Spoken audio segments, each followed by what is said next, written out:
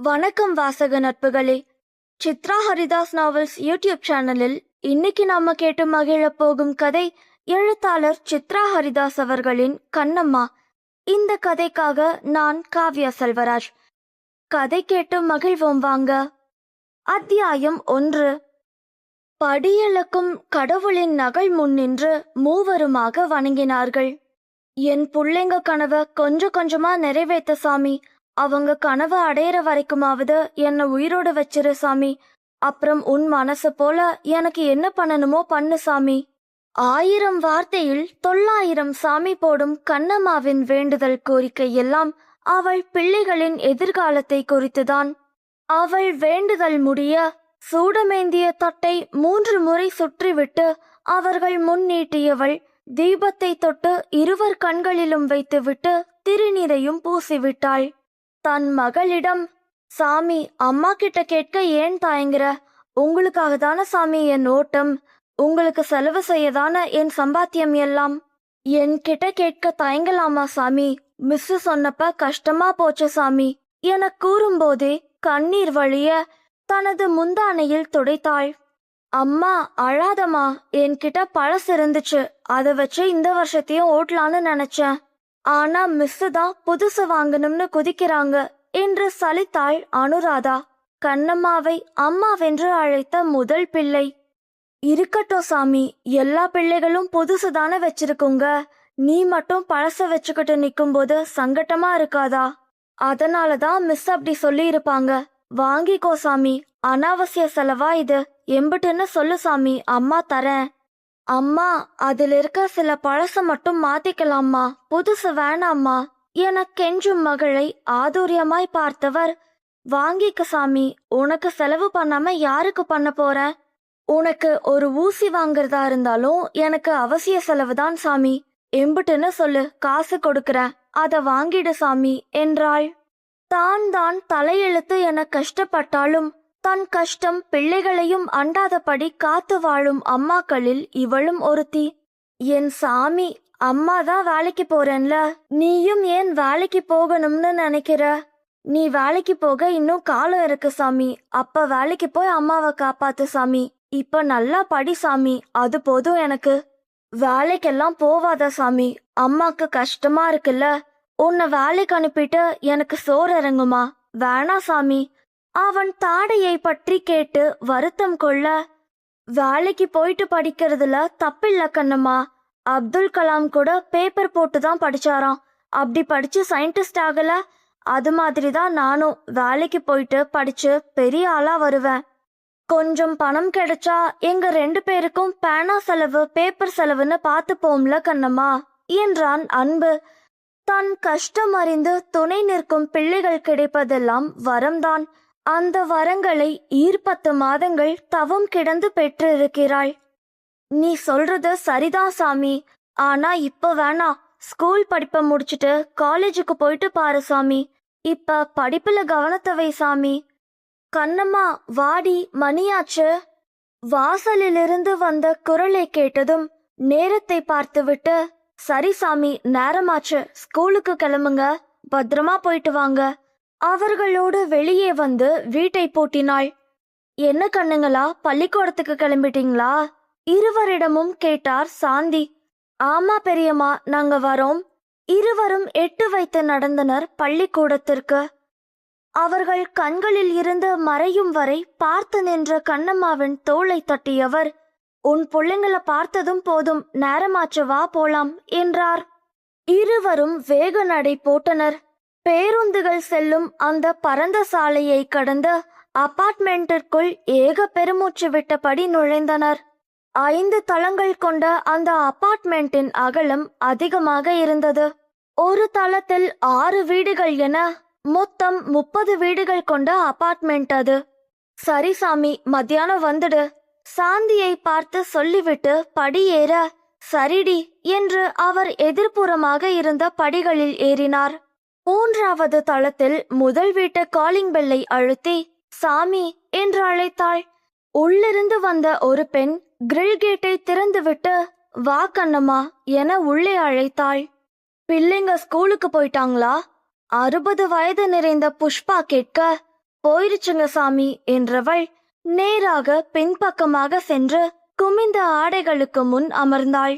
கண்ணம்மாக்கா, ஜமிக்கு வச்ச சாரி போட்டிருக்கேன், பார்த்து துவக்கா, பிரஷ் போடாத, சும்மா அலசுக்கா என்று அறைக்குள் இருந்து ஒரு குரல் வர, சரி சாமி என்று அந்த சேலையை மட்டும் தனியாக வைத்தவள் துவைக்க ஆரம்பித்தாள்.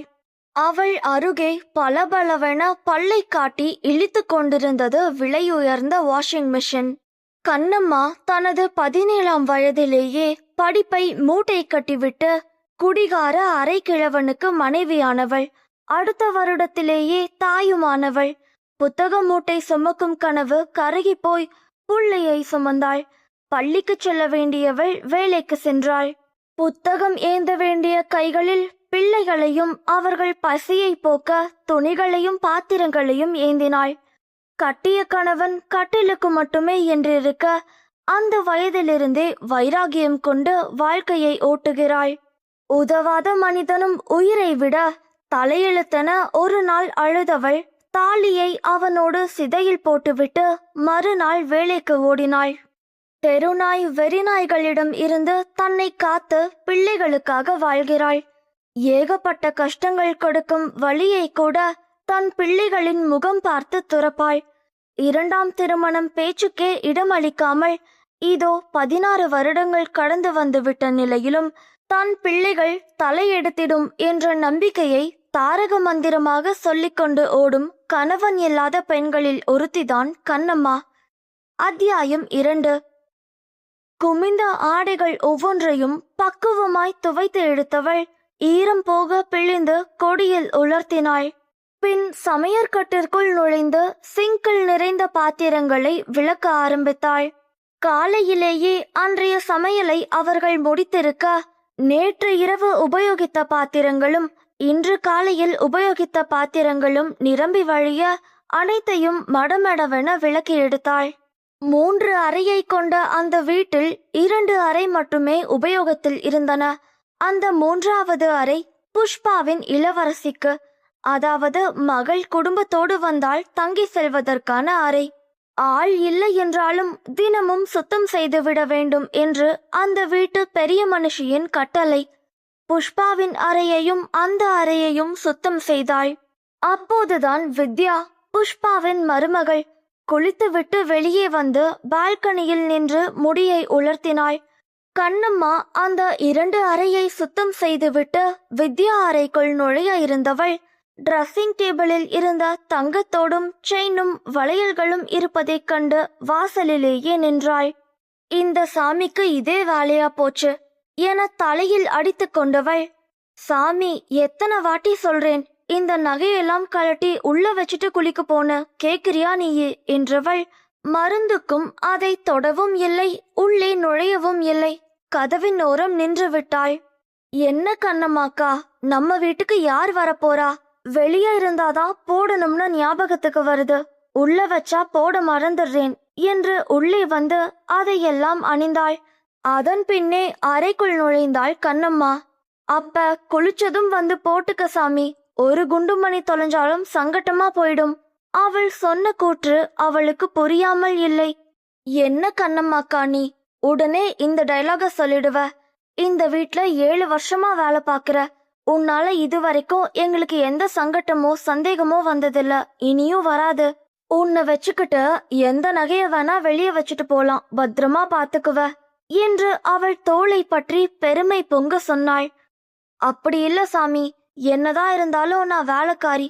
நீங்க அம்மா அப்பா சார் சாமி எல்லாரும் என்ன ஒரு வேலைக்காரியா பார்க்கல, உங்க வீட்ல ஒரு ஆளாதான் பாக்குறீங்க சாமி. அதுக்கு ஏத்தபடி நானும் இருக்கணும்ல சாமி. எல்லா நாளும் இப்படி இருக்கும்னு சொல்ல முடியாது சாமி. அதுக்காக நான் எடுப்பேன்னு சொல்லல. கஞ்சி இல்லைனாலும் சாப்பிடாம இருப்பனே தவிர திருடி சாப்பிடணும்னு நினைக்க மாட்டேன் சாமி. ஆனாலும் உன்னை முன்னெச்சரிக்கையா இருன்னு சொல்றேன் சாமி, எல்லா விஷயத்திலையும் தான் சாமி என்று அறிவுரை சொல்ல அதை அவள் கேட்டுக்கொண்டாலும் கேட்காததை போல காதை கொடைந்து விட்டு, காலையிலேயே வா சாமி அட்வைஸ் அறுவைய போடுவ என்றதும் அவள் முறைக்க, சும்மா இனி ஒழுங்கா எடுத்து வைக்கிறேன் போதுமா என்று கூறிவிட்டு போனை எடுத்து வைத்து கொண்டு அமர்ந்தாள். பிள்ளைய பெத்து ஸ்கூலுக்கு அனுப்பிருச்சு. இன்னும் சின்ன பிள்ளையாவே இருக்கு. எப்பதான் பொறுப்பு வருமோ இந்த சாமிக்கு என தலையில் அடித்தவள் குப்பையை எல்லாம் ஒரு கவரில் போட்டு அதை கீழே வைத்துவிட்டு மேலே வந்து கையை கழுவியவள் புஷ்பாவின் காலடியில் அமர்ந்து வேலையெல்லாம் முடிச்சுட்ட சாமி என்று அவர் காலை அமுக்கிவிட்டாள். என்னடி 10 நிமிஷம் இருந்தாலும் போனொன்னு கால்ல சுடுதண்ணிய ஊத்துன கணக்கா ஓடுவ. இப்ப என்னடி சலிச்சுக்கிற? அங்க எதுவும் பிரச்சனையா? அப்போதுதான் தான் சொன்ன வார்த்தை அவளுக்கு உரைக்க, பிரச்சனையெல்லாம் இல்ல சாமி, வேலை செய்ய அலுப்பா இருக்கு அதான் என்று சமாளித்தாள். இந்த வயசுலயே வாடி என்று பேப்பரை சுருட்டி அவள் மண்டையில் ஒரு அடியை போட்டார். அதையும் வாங்கி கொண்டு மனசை திடப்படுத்திவிட்டு அடுத்த வீட்டிற்கு வேலைக்கு சென்றாள். தயங்கியபடி அந்த வீட்டிற்கு செல்ல வாசலில் 2 ஜோடி செருப்பை கண்டு நெஞ்சில் தன் பயத்தை அடக்கியவள் உள்ளே நுழைய உரத்த குரலில் யாரையோ அவர் சாடிக் கொண்டிருப்பது கேட்டது. அக்குரலை கண்டு பயந்த வண்ணமே உள்ளே நுழைந்த கண்ணம்மாவை மேலிருந்து கீழ் வரை அவளை பார்த்தவர், நீதான் இந்த வீட்டுக்கு வேலைக்கு வந்த வேலைக்காரியா? ஆமா சாமி என்றாள். ஏன் எப்பயும் 10 மணினா 10 மணிக்கே வா வருவ? கொஞ்சம் முன்னாடி வந்தாதான் என்ன என அவர் சலித்து கொள்ள, இன்னொரு வீட்லயும் வேலை பார்த்துட்டு வரேன் சாமி என்றாள். சரி சரி போய் வேலைய பாரு என்றதும் அவள் அறைக்குள் நுழைய, அடியே மலரு இங்க வா என்றார். அவளும் பம்மிக்கொண்டு அத்தை என்றாள். அந்த புள்ள ரூமுக்குள்ள போயிருக்கு. ரூம்ல பீரோ எல்லாம் பூட்டி இருக்கா பாரு, காசு எதுவும் வெளியே வச்சிருக்கியான்னு பாத்துக்க என கட்டளையிட அவளுக்கு அதுதான் சங்கடமா போச்சு. உள்ளே கேட்டுக்கொண்டிருந்த கண்ணம்மா ஒரு கசந்த முறுவலுடன் நின்றாள். உள்ள வந்த கவிமலரோ, சாரி கண்ணம்மா, அவங்க என் அத்தை, இன்னைக்குதான் வந்திருக்காங்க, உன்னை பத்தி தெரியாம என இழுக்க, பரவாயில்ல சாமி, அவங்க நினைப்ப தப்பில்ல, முன்னெச்சரிக்கை முக்கியம்தானே சாமி, போய் வேற வேலைய பாரு என அனுப்பி வைத்தவள் சாயம் போகும் துணியை எல்லாம் ஒதுக்கி வைத்தாள். திடீரென அவள் அருகே மூச்சு காற்று தீண்ட திரும்பி பார்த்தவள் பக் என்று 2 அடி பின்னால் நகர்ந்தாள். பயந்துட்டியா கண்ணம்மா? நான் தான். 32 பல்லை காட்டி இழுத்து வைத்தான் சந்திரன். என்ன சாமி வேணும் எரிச்சலுடன் கேட்டாள். இதையும் துவச்சிடு என்று சட்டையை நீட்ட, கீழே போடு சாமி, நான் துவச்சுக்கிறேன் என்றாள். ரொம்ப காஸ்ட்லி ஷர்ட், கையில வாங்கு என்று கொடுக்க சட்டையை நீட்டியபடி அவள் கையை தன் கட்டை விரலால் தேய்க்க சட்டென கையை இழுத்தவள் அவனை முறைக்க, கண்ணடித்து இதழை குவிக்க முகத்தை சொலித்தவள் மலர் சாமி என கத்த, என்ன கண்ணம்மா? மலரும் உள்ளே வர அவன் கண்ணம்மாவை முறைத்துவிட்டு அறையிலிருந்து சட்டென வெளியேறினான். உள்ளே வந்த மலரிடம் அவன் செயலை மறைத்துவிட்டு, துவைக்க பொடி கொடு சாமி என்று சமாளித்தாள். அவள் எடுத்து கொடுத்து விட்டு செல்ல அவன் தொட்ட கை ஆசிட் ஊத்தினது போல எரிச்சலும் அழுகையும் வர கண்ணீரை துடைத்த வண்ணம் துவைத்தாள். அங்கே செய்த வேலையை இங்கேயும் செய்துவிட்டு 12 மணிக்கு சரியாக வெளியே வந்த பிறகுதான் மூச்சே வந்தது. 2 வீடு தள்ளி இன்னொரு வீட்டிற்கு சென்றவள் அங்கே வயசான தம்பதியர்கள் இருக்க அவர்களுக்கு 3 நேரமும் வீட்டிலேயே சமைத்து தர வேண்டும். காலையில் மட்டும் அவர்களுக்கு அவள் சமைத்து வந்து கொடுத்துவிட்டு வேலைக்கு செல்பவள் மற்ற 2 நேரமும் வீட்டிலே சமைத்து தருவாள். சமைத்து அவர்களுக்கு பரிமாறிவிட்டு பாத்திரங்களை கழுவி வைத்துவிட்டு 3 மணியை போல் தன் இல்லம் வந்து மிச்சமீதியை போட்டு சாப்பிட்டு கொஞ்சம் உறங்கிவிட்டு மீண்டும் 5 மணிக்கு எழுந்து பள்ளியிலிருந்து வந்த அனுவையும் அன்பையும் உணவு கொடுத்து கவனித்து அவர்களை படிக்க டியூஷன் அனுப்பி வைத்துவிட்டு 6 மணிக்கு மீண்டும் அந்த வயதானவர்கள் வீட்டிற்கு மட்டும் சென்று இரவு உணவை சமைத்து அவர்களை சாப்பிட வைத்துவிட்டு அவர்களுக்கு தேவையானதை செய்துவிட்டு இரவு 8:30 மணி போல் வீட்டிற்கு வருவாள். அதற்குள் அணுவும் அன்பும் வந்திருக்க 4 பேருக்கு தேவையான உணவை சமைத்து அதில் ஒருவருக்கு போதுமான உணவை டிஃபனில் வைத்து அன்புவிடம் கொடுக்க, அணுவுக்கும் அன்புக்கும் பக்கத்தில் இருக்கும் 10 மற்றும் 12ஆம் வகுப்பு மாணவர்களுக்கு மாடியில் டியூஷன் சொல்லிக் கொடுக்கும் கோபி கண்ணன் வாத்தியாருக்கு 3 நேர சாப்பாடு கண்ணம்மா தான் சமைத்து கொடுப்பாள். அவனுக்கென்று உறவென்றால் அந்த காம்பவுண்டில் இருக்கும் மக்களும் படிக்க வரும் குழந்தைகளும் அவனது ஒருதலை காதல் கண்ணம்மாவும் தான். அவளுடன் வாழ முடியாமல் போனாலும் தினமும் அவளை பார்த்து கொள்வதும் அவளது பிள்ளைகளுக்கு பாடம் சொல்லிக் கொடுப்பதும் அவள் கொடுக்கும் 3 நேர உணவுமே அவனுக்கு போதுமானதாக இருக்கிறது, எப்பையும் இருக்கும். கோபியும் கண்ணம்மாவும் 10ஆம் வகுப்பிலிருந்து ஒன்றாய் படித்தவர்கள். அவள் பூ பெய்திய தினத்திலிருந்தே அவளை காதலிக்க ஆரம்பித்து விட்டான். ஆனால் அவளுக்கு அவன் மேல் காதல் இருக்கிறதா என்பது கடலுக்குள் மூழ்கிய ரகசியம் போல. 12ஆம் வகுப்பு முடிந்ததுமே தன் காதலை அவளிடம் சொல்ல ஒன்றும் தெரியாத கண்ணம்மா முழித்து கொண்டிருந்தாள். அந்நேரம் அங்கு வந்த அவளது தந்தை அவளை தவறாக எண்ணி அங்கே அடித்து இழுத்து போனவர்தான். அதன்பின் அவன் அவளை பார்த்தது ஒரு குடிகாரனுக்கு மனைவியாகத்தான். தன்னால் தான் அவளுக்கு இந்த நிலைமை என்ற குற்ற உணர்வுடனே வெளியூருக்கு சென்று படித்தவன் அரசு பள்ளியில் ஆசிரியராக தன்னூரிலேயே வேலை மாற்றி வந்துவிட்டான். அவனும் அவனது அன்னையுமாகத்தான் இருந்தனர். அவனை எவ்வளவு வற்புறுத்தியும் அவன் திருமணத்திற்கு ஒத்துக்கொள்ளவில்லை. அவரும் இறைவனடி சேர தன் காதலியை தேடி சென்றவனுக்கு 2வது பேரதிர்ச்சி. ஆம், அன்று மணமகளாய் பார்த்தான், இன்று விதவையாய் பார்க்கிறான். அவளிடமும் அவள் தந்தையிடமும் கெஞ்சி 2ஆம் திருமணத்திற்கு கேட்க அவர் தந்தை ஒத்துக்கொண்டாலும் அவள் ஒத்துக்கொள்ளவில்லை.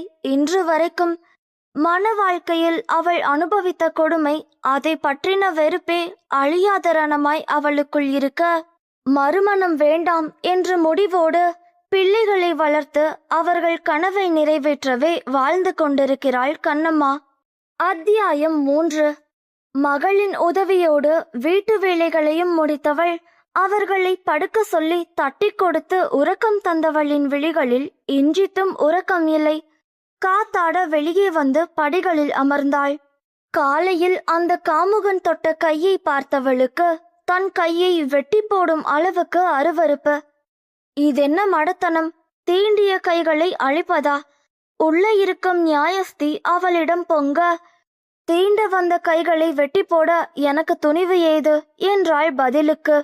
வெட்டதான் துணிவில்ல, எதிர்க்க கூடவா துணிவில்ல என மீண்டும் ஒரு கேள்வி. எதிர்க்க துணிவிருந்தாலும் பிள்ளைகளின் எதிர்காலம் என்னை கட்டி போடுதே என்றாள். அதற்காக அவன் உன்னை தொட்டுட்ட சம்பளம்ங்கிற பேர்ல பணம் வேற கொடுப்பான், நீயும் வாங்கி முடிஞ்சுப்ப, அதுக்கு பேர் என்ன? மீண்டும் கேட்க இந்த கேள்வியில் துணுக்குற்றவள் அவன் கையில் மாத சம்பளத்தை வாங்குவது போல கற்பனை வந்து போக முகம் சொல்லித்தாள். இந்த வீடு இல்லைன்னா இன்னொரு வீடு, ஆனா நமக்கு மானம்னு ஒன்னு இருக்குல்ல, மானம் போனா போனதுதான். கணவனின்றி குழந்தைகளை வளர்க்கும் பெண்கள் மேல் இருக்கும் காழ்ப்புணர்ச்சிக்காரர்கள் வாய்க்கு அவள் கொடுத்தது போலதான் இந்த விஷயமும் இருக்கும். இந்த மாதத்தோடு கணக்கை முடிச்சு விட்டுட்டு வேற எங்கேயாவது வேலைக்கு போகணும் உள்ளுக்குள் யோசித்து கொண்டிருந்தாள். அவளது யோசனையை கலைத்தார் சாந்தி. என்னடி இன்னும் தூங்கலையா நீ? முந்தானை தலைப்பால் கைகளில் இருந்த ஈரத்தை துடைத்த வண்ணம் கண்ணம்மா அமர்ந்த படியிலிருந்து 2 படி விட்டு அமர்ந்தார். தூக்கம் வரல சாமி. ஆமா, நீ என்ன சாமி தூங்காம இருக்க? மாவாட்டி வச்சேண்டி, மாவு தீந்து போச்சு. நாம வேலைக்கு போற அவசரத்துல வெளியே வாங்கி தோசை ஊத்திட்டு போக முடியுமா? மத்தியானமே ஊற போட்டுதான் வந்த, இப்பதான் ஆட்டோ நேரம் கிடைக்குது. வந்ததும் சாப்பிட்டோம் படுத்தோன்னு இருக்கா நமக்கு. வீட்டுக்கு வந்து வீட்டுல இருக்க வேலையும் நாம பாக்குறது போலதாண்டி இருக்கு என்று காலை நீட்டியவர் முட்டி வழியில் முகம் சொலித்தார். என்ன சாமி பண்ண? நாம வாங்கி வந்த வரோம் அப்படி. கட்டையில போற வரைக்கும் இந்த பொம்பளைங்களுக்கு வேலை இருந்துகிட்டே தான் இருக்கும் சாமி. சாபத்தோட பிறந்துட்டோன்னு சாகவா முடியும்? கண்ணம்மா அழுத்து கொள்ள. சரிதாண்டி, என் வீட்டுல இருக்கிறதெல்லாம் நீ செத்தாலும் எனக்கு சோறாக்கி வச்சுட்டு சாகுன்னு தான் சொல்லும். எனக்கு வந்து வாச்சிருக்கு பாரு. ஒத்த மகன்னு செல்லம் கொடுத்து வளர்த்தேன், இப்போ அனுபவிக்கிறேன். இன்னும் காணோம் அவன. எங்க குடிச்சிட்டு விழுந்து கிடக்கோ. வேலைக்கு போறானின்னு சந்தோஷம் கூட பட முடியல. பெருமூச்சு விட்டபடி வேதனையில் புலம்பினார். விடு சாமி, மாறுவான். அவனுக்குன்னு ஒரு நேரம் வரும். ஏது, நான் செத்த போறவா?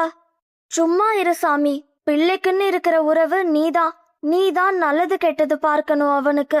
இப்படி பேசிக்கிட்டு இருக்க சாமி நீ என்றதும் அவருக்கு கண்கள் பொசுக்கென கலங்கிவிட்டன. மகனுக்கு தன்னை விட்டால் ஒட்டு உறவு என யாரும் இல்லை என்ற பயம் அவருக்குள் இருக்கத்தான் செய்கிறது. சரி, அது கிடக்குது. அந்த 10ஆம் நம்பர் வீட்டுக்காரன் உன்கிட்ட எதுவும்? அவர் இழுக்க, இன்னைக்கு கைய தொட்டுட்டான் சாமி என வேதனையில் மொழிந்தாள். சும்மாவாடி விட்ட விளக்கமாத்தால சாத்தல? இல்ல சாமி, அவனோட அம்மா இருந்துச்சு. அவன் கைய தொட்டான்னு சொன்னா யார் சாமி நம்புவா? சட்டைய கொடுக்கும்போது கைப்பட்டிருக்கும். இதுக்கு போய் என் புள்ளைய தப்பா நினைக்கிறியான்னு வரிஞ்சு கட்டிக்கிட்டு வரும் சாமி. யார் நம்ம பேச்ச நம்புவா சாமி? வேலைக்காரின்னு இழுப்போம்தான். இன்னும் 3 நாள் தான். கணக்க முடிச்சுட்டு அங்க போறத நிறுத்திடுவேன் சாமி. என்ன, வருமானம் கொஞ்சம் குறையும். வேற வேலை பார்க்கணும் சாமி என்றாள் தன் விரலில் சொடுக்கெடுத்தபடி. அதுவும் சரிதாண்டி, நமக்கு என்ன வீடா இல்ல என முடித்து கொண்டவர் தன் மகனின் வண்டி சத்தம் கேட்கவும், இந்தா வந்துட்டாண்டி, நான் போய் அவனுக்கு தோசை ஊத்துறேன், இல்லனா சாப்பிடாம வெறுவைத்தோட படுப்பான் என்று வேகமாக தன் வீட்டிற்குள் நுழைந்தார். அங்கு சாந்தியின் தாய்ப்பாசம் மிளிர அதற்கு சற்றும் தகுதியில்லாதவனாக மூச்சு முட்ட குடித்துவிட்டு வந்தான் செல்வம். வண்டியை ஓரமாக நிறுத்தி வைத்துவிட்டு சாவியை மறக்காமல் எடுத்தவன் கால்கள் இடறியபடியே தள்ளாடி வர வாசலில் அமர்ந்து அவன் வருவதை பார்த்தவளுக்கு தினமும் தன் கணவன் இவ்வாறு குடித்து வருவதை நினைத்து பார்த்தாள் கண்ணம்மா. பாவி மனுஷன், குடிச்சு குடிச்சு அவன் வாழ்க்கைய அழிச்சு என் வாழ்க்கையையும் சேர்த்து குழியில தள்ளிவிட்டு போயிட்டான். குடி குடின்னு நாள் முழுக்க கிடந்து செத்தவனால கண்டவனும் தொடும்படி வாழ்றேனே என உள்ளார ஆத்திரம் பொங்க அமர்ந்திருந்தவள் தள்ளாடி இவள் அருகே வந்தவன், சித்தி சாப்பிட்டையா? பசங்க சாப்பிட்டாங்களா? அக்கறையாக விசாரிக்க கோபமாக எழுந்து உள்ளே சென்று பட்டென கதவை சாத்தினாள். அவனும் சுய நினைவுகளை தொலைத்துவிட்டு கண்கள் சொருக சித்தி சித்தி என கத்த சத்தம் கேட்டு வெளியே வந்த சாந்தி அவனை கண்டு தலையில் அடித்துக்கொண்டு அவனை கைத்தாங்கலாக உள்ளே அழைத்து போக, மா, சித்தி கதவை டொம்முன்னு சாத்தி மழலை போல மொழிந்தவனிடம் பேசாம வாடா என்று பல்லை கடித்தபடி வீட்டிற்குள் அவனை விட்டு கதவை தாளிட்டார். இதெல்லாம் பார்வையாளராக பார்த்து கொண்டிருந்தான் கோபி. அவனுக்கு அவளது கோபம் பொரிந்தது. செல்வம் குழந்தையாக இருக்கும் போதே பக்கத்து வீட்டில் குடிவந்தாள் கண்ணம்மா. சாந்தி அவனிடம் அவளை சித்தி என்று அழைக்க சொல்ல, வெறும் வார்த்தையாக அழைக்காமல் சித்தி என்று முழு உரிமையோடுதான் அழைத்தான். தாய் தந்தை கண்டிக்கும் வேளையில் கண்ணம்மா வீட்டில் ஓடி மறைந்து கொள்வான். சில நேரம் அங்கே சாப்பிட்டு தூங்குவான். கண்ணம்மா சிபாரிசில் பல முறை அவனுக்கு கிடைக்க வேண்டிய தண்டனைகளில் இருந்து தப்பியிருக்கிறான். ரோட்டோரமாக நண்பர்களுடன் சேர்ந்து துரித உணவு கடை வைத்திருக்கிறான். இரவுதான் வருவான். காதல் தோல்வியால் கொஞ்ச நாளாக குடித்துவிட்டு வருகிறான். 2ஆம் முறை சொல்லி பார்த்து விட்டாள். அவன் காதில் விழவில்லை. அதனால்தான் அவன் மேல் கோபம் கொண்டு கதவை சாத்தினாள். மறுநாள் விடியவே அறக்க பறக்க சுழன்றாள் கண்ணம்மா. பிள்ளைகள் இருவரும் தானாக எழுந்து கிளம்பிட பாதி வேலை குறைந்தன. அந்த வயதான தம்பதியருக்கு ஒரு பாத்திரத்திலும் காலை உணவும் இவர்களுக்கும் தட்டில் சாப்பிட கொடுத்தவள் கோபிக்கு தனியாக டிஃபனில் வைத்தாள். பின் மூவருக்கும் மதிய உணவை 3 டிஃபனில் வைத்து அவரவர் கூடையில் வைத்தவள் கோபிக்கு கொடுக்க வேண்டிய கூடையை மகனிடம் கொடுத்து விட்டாள். சில சமயம் படியில் வைத்துவிட்டு கீழே இருக்கும் காலிங் பெல்லை அடித்துவிட்டு சென்று விடுவாள். அவனும் கீழே இறங்கி வந்து எடுத்துக்கொண்டு போய் விடுவான். கண்ணம்மா குளித்துவிட்டு வந்து மூவரும் கடவுளை வணங்கிவிட்டு வெளியே வர அங்கே செல்வம் தன் வண்டியை துடைத்து கொண்டிருந்தான்.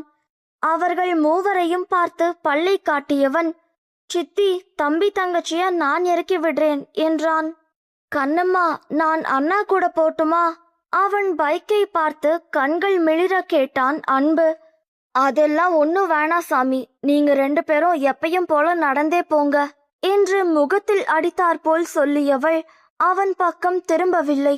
அவர்கள் நடந்து செல்வதை கண்ணில் மறையும் வரை பார்த்தவள் அவன் அங்கு இல்லாதது போல, சாமி நான் முன்ன போறேன், நீ வா, உள்ளே இருக்கும் சாந்தியிடம் சொல்லிவிட்டு நடந்தாள். செல்வம் கண்களில் நீர் தேங்கியபடி போகும் கண்ணம்மாவை வெறித்தான். அந்த அபார்ட்மெண்ட்டுக்குள் நுழைந்தவள் வழக்கமாக செல்லும் வீட்டு வாசல் முன் நின்றவளை வரவேற்றது ஷியாமின் அழுகைதான். அமைதி பூங்காவாக இருந்த வீடு இன்று சந்தையைப் போல சத்தத்தோடு இருந்தது. புஷ்பாவின் மகளும் அவளது கணவன் குழந்தை குட்டி என வந்திருந்தனர். சாலையில் தன்னுடன் இணைந்த தோழிகளோடு பள்ளிக்கு நடந்து சென்ற அனுவை வழிமறித்தான் ஒருவன். காதல் எனும் விவகாரத்தை அவளிடம் தினமும் வந்து மொழிய, அவளிடம் பதில் கிடைக்காமலேயே திரும்பி செல்பவனின் பொறுமை காத்தோடு பறக்க, இன்று அவளை விடுவதாக இல்லை என்று வழிமறித்து நின்றான். தோழிகள் ஒருவரையொருவர் பார்த்து அஞ்சி நின்றனர். ஆனால் பெண் அவளோ அவனை ஒரு பொருட்டாக மதிக்காமல் முன்னே நடந்தாள். இப்படி நீ அமைதியா போனா என்ன அர்த்தம், எனக்கு ஒரு பதில் சொல்லிட்டு போ எனவும் அதற்கு அவள் திரும்பிய பாடு இல்லை. முன்னே வேகமாக நடந்தாள். நாளைக்கு நீ பதில் சொல்ற, இல்ல நான் உன் வீட்டு முன்னாடி வந்து நிப்பேன் என்று கத்தினான். உள்ளுக்குள் அவள் விதிர்விதிர்த்து போனாலும் வெளியே காட்டிக்கொள்ளாது நடந்தாள். அத்தியாயம் 4. ஷியாமின் அழுகையை கண்ட கண்ணம்மா அவனை தூக்க, கண்ணம்மாமா என கரைந்தபடி அவள் கழுத்தில் முகம் புதைத்து அழுதான். ஏன் சாமி அழற, யார் சாமி உன்னை அடிச்சது என கேட்டு அவன் நெஞ்சை நீவி கண்ணீரை துடைத்து விட்டாள். கண்ணை கசக்கியபடி அம்மாமா என்றான் 3 வயது மழலை. அவன் தன்னை மாட்டிவிட்டதும் முறைத்து கொண்டு வந்தாள் வித்யா. ஏன் சாமி புள்ளைய போட்டு அடிச்ச, அது என்ன பண்ணுச்சு என அவனுக்கு பரிந்து பேச வந்த கண்ணம்மாவையும் முறைத்தவள். என்ன பண்ணானா, அண்ணி வந்திருக்காங்க, அவங்க பையிலிருந்து பணத்தை எடுத்திருக்கான், அதான் அடிச்சேன். இது தப்பு தானே, இந்த வயசுலயே திருடுறான், இப்ப கண்டிச்சாதான், இல்லனா இதே தொடரும். அவளும் அழுதபடியே சொன்னாள். நான் எடுக்கல கண்ணம்மாமா, கீழே விழுந்தத வச்சேன். அவன் பக்கம் நியாயத்தை அழுது கொண்டே மொழிந்தான். உனக்கு அறிவிருக்கா சாமி, 3 வயசு குழந்தை திருடுமா? என்ன சாமி நீ, தேவை இருக்கவன் கையில காசு இல்லாதவன் தான் திருடுவான். இந்த பச்சை மண்ணுக்கு பணத்தோட மதிப்பே தெரியாது, அது திருடுமா? திருடி என்ன பண்ண போகுது சாமி, வெளியே நடந்து கடைக்கு போய் வாங்கி சாப்பிட போகுதா? புரிஞ்சுக்காம அடிச்சிட்டியே சாமி, அவளை கண்டித்தாள். அப்போ பார்த்த நாங்க பொய்யா சொல்றோம் என்று தெனாவெட்டாக வந்தான் வேலன். தவறி விழுந்த தன் அத்தையின் பணத்தை எடுத்து அவள் பைக்குள் வைத்த குழந்தையை திருடன் போல பாவித்து கையும் காலுமாக பிடித்த மிதப்பில் வந்து நியாயம் பேசினான். அவனை கண்டாலே அவளுக்கும், அவளை கண்டாலே அவனுக்கும் பிடிக்காது. அவன் இந்த வீட்டில் பண்ணும் தகிடு தத்தம் எல்லாம் கண்ணம்மாவிற்கு தெரியும். இருந்தும் தன் இடத்தில் இருப்பதுதான் நல்லது என்ற ரீதியில் இருக்கிறாள். அவனும் அவள் ஒரு வேலைக்காரி, தன் காலுக்கு கீழ் என்ற எண்ணத்தில் இருக்கிறான். அவனை பாராமல் வித்யாவை பார்த்து, சாமி நான் பொய்ன்னு சொல்லல, தப்பா புரிஞ்சிட்டு இருக்கலாம்னு சொல்றேன். அவன் எடுத்த பணத்தோட மதிப்பு அவனுக்கு தெரியுமா சாமி? இதுல அவன் திருடுவானா? உன் புள்ள மேல உனக்கே நம்பிக்கை இல்லைன்னா வேற யார் சாமி நம்புவா என கேட்கவும் வித்யா தலை குனிய, ஒரு வேலைக்காரிய நடு வீட்டுல பேச விட்டு நீங்க அமைதியா இருக்கீங்க, அப்போ வீட்டுக்கு வந்த மருமகனுக்கு என்ன மரியாதை? எங்கே அவன் திருடவில்லை என்று நிரூபித்து விடுவாளோ என்ற பயத்தில் மருமகன் என்ற ஆயுதத்தை எடுக்க புஷ்பாவும் வித்யாவும் பதறிப்போனார்கள். ரேகாவோ பயந்து போயிருந்தாள். கண்ணம்மா பேசியது அனைத்தும் உண்மை என்றாலும் அதை ஆதரிக்கதான் யாருக்கும் துணிவில்லை. மகள் வாழ்க்கையை எண்ணிய பயம். மன்னிச்சிடுங்க சாமி, பிள்ளை அழுததும் பேசிட்டேன் என்று கையெடுத்து கும்பிட்டாள். என்ன அத்தை இதெல்லாம்? அவன் விடாத நின்றவன், குழந்தையோட நல்லதுக்காக தானே பெத்தவங்க கண்டிக்கிறாங்க, அது தப்புன்னு இவன் நியாயம் பேசுறா. நமக்கு இல்லாத அக்கறை வேலைக்காரிக்கு வந்துருச்சா? அவன் பணத்தை திருடி இருக்கான், அத பார்த்து சொன்னது குத்தமா? இது மாதிரி வேற எங்கேயும் அவன் கை வைக்க கூடாதுன்னு சொன்னா இந்த வீட்ல மாப்பிள்ளைக்கு மரியாதை இல்ல என்று அழுத்து கொள்ள, என் தம்பி திருடன் இல்ல என்று வந்தான் விக்ரம். தாத்தாவுடன் கடைக்கு சென்று வந்தவன் வாசலில் நின்று அவர்கள் பேசுவதை கேட்டு விஷயத்தை புரிந்தவன் தம்பிக்காக பேச வந்தான். அந்த பணத்தை என்கிட்ட கொடுக்கும் போதே அவங்களுக்கு தெரியாம ஒரு நோட்டு கீழே விழுந்துருச்சு. அவங்களும் கவனிக்காம வெளியே வந்துட்டாங்க. அதை எடுத்துட்டு அவங்க பையில அவனை வைக்க சொல்லிட்டு நான் தாத்தா கூட கடைக்கு போனேன். அவன் உள்ள வைக்கும் போதுதான் மாமா பார்த்திருப்பாங்க என்று உண்மையை சொன்னான். என்னடா, உன் தம்பிய காப்பாத்த பொய் சொல்றியா? அம்மா மேல ப்ராமிஸ், நான் பொய் சொல்லல மாமா. பட்டென சொல்லவும் அனைவரும் வாயடைத்து போனார்கள். அவனை ஒரு கேவலமான பிறவியை போல் பார்த்தவள் அங்கு நிற்காமல் குழந்தையோடு சமையலறைக்குள் சென்று விட்டாள். அவளை தொடர்ந்தனர் வித்யாவும் விக்ரமும். அந்த பார்வையும் அவள் முன் தோற்று போனதையும் எண்ணி உள்ளே வன்மம் வளர்த்தான். நேரம் கொண்டு அவளை அசிங்கப்படுத்த, சாரி ஷியாம் குட்டி, அம்மா கிட்ட வாடா என்று அவன் முன் வித்யா தன் இரு கையை நீட்ட, போ என்று தட்டிவிட்டான். அவளுக்கு கண்ணீர் பெருக அதை கண்ட கண்ணம்மாவுக்கோ கஷ்டமாக போனது. அழாத சாமி, நான் என்னக்கா பண்ண? அவர் வாய் அடைக்க எனக்கு வேற வழி தெரியல. பெரியவங்களும் மருமகன்ற பயத்துல ஒன்னும் பேசல. நான் வேற என்ன பண்ணட்டும் சொல்லுங்க? குழந்தைன்னு கூட பார்க்காம திருடுன்னு சொன்னதும் கோபம் வந்துருச்சு. அதான் இவனை அடிச்சுட்டேன் என்றாள் கண்ணீரை துடைத்தபடி. அவள் கண்ணீரை கண்டதும் குழந்தை அன்னையிடம் தாவியது. ஊருக்கு நியாயமா இருக்கேன்னு உன் புள்ளைக்கு அநியாயம் பண்ணாத சாமி என்றவள் குனிந்து விக்ரமிடம், சாமி எவ்வளோ பெரிய காரியம் பண்ணியிருக்க, இப்படிதான் யாருக்கும் பயப்படக்கூடாது. பயப்படாம உண்மை எதுவோ அதை தைரியமா சொல்லணும் என்ன? அவன் தலையை கோத, கண்ணம்மா, எங்க மிஸ் சொன்னாங்க, எப்படி தப்பு செஞ்சவங்க தண்டிக்கப்படுறாங்களோ அதே போல தப்பு செய்யாதவங்களும் தண்டிக்கப்படக்கூடாதுன்னு சொல்லுவாங்க. எது உண்மையோ அதை தைரியமா எல்லார் முன்னாடி சொல்லணும்னு எங்க மிஸ் சொல்லி இருக்காங்க என்றான் 10 வயது சிறுவன். குழந்தைகளின் மனதில் விதைக்கப்படுவதே விருட்சமாகும். அது விதையின் தன்மையை பொறுத்தே பலன் கிடைக்கும். சாமி, நீ ஸ்கூலுக்கு அனுப்புறது வீண் போகல. அருமையா 2 முத்த பெத்து வச்சிருக்க. அதோட மதிப்ப நீயே குறைச்சு எடை போட்டுடாத சாமி என்று தன் வேலையை பார்க்க சென்றாள். 10 நிமிடம் இடைவேளை கிடைக்க 2 பீரியட் விடாமல் மூச்சு விடும் சத்தம் கூட கேட்கக்கூடாது என்று மிரட்டி உருட்டி பாடம் எடுத்த ஆசிரியர் பெல் அடித்த பின்பே மாணவர்களை விட அவர் சென்ற பின்தான் மூச்சை சத்தமாக இழுத்து விட்டனர். வீட்டுக்கு முன்னாடி வந்து நிப்பேன் என்ற வரிகளே அவள் காதில் ஒலிக்க உள்ளே அச்சம் பிறந்தது. அவள் சிந்தனையை அறிந்த தோழிகள், நீ பதில் சொல்லாம போறதுதான் பிரச்சனையே, அவன்கிட்ட உன் பதில சொல்லிடு அனு, உன்னை நான் விரும்பலன்னு சொல்லிடு, திரும்பி வரமாட்டான் என்றாள் அவள் தோழி. அவ்வளோ நல்லவன்னு நினைக்கிறியா நீ அவனை? வீட்டுக்கு முன்னாடி நிக்கிறேன்னு சொல்லி பயம் காட்டுறவன் நல்லவனும் இல்ல, உண்மைய சொன்னதும் சாரின்னு சொல்லி விலகிறவனும் இல்லடி அவன் என்றாள் அனு.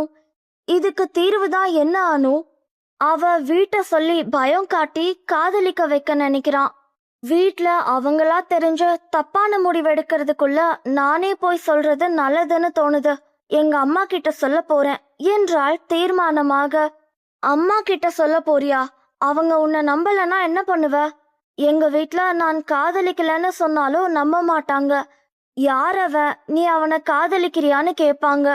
அதுலயும் எங்க அம்மா தொடப்பத்தை எடுத்து அது பிஞ்சதுக்கு அப்புறம் தான் விடும், ஸ்கூலுக்கே போகாதன்னு சொல்லிடும் என்று பயம் காட்டினாள்.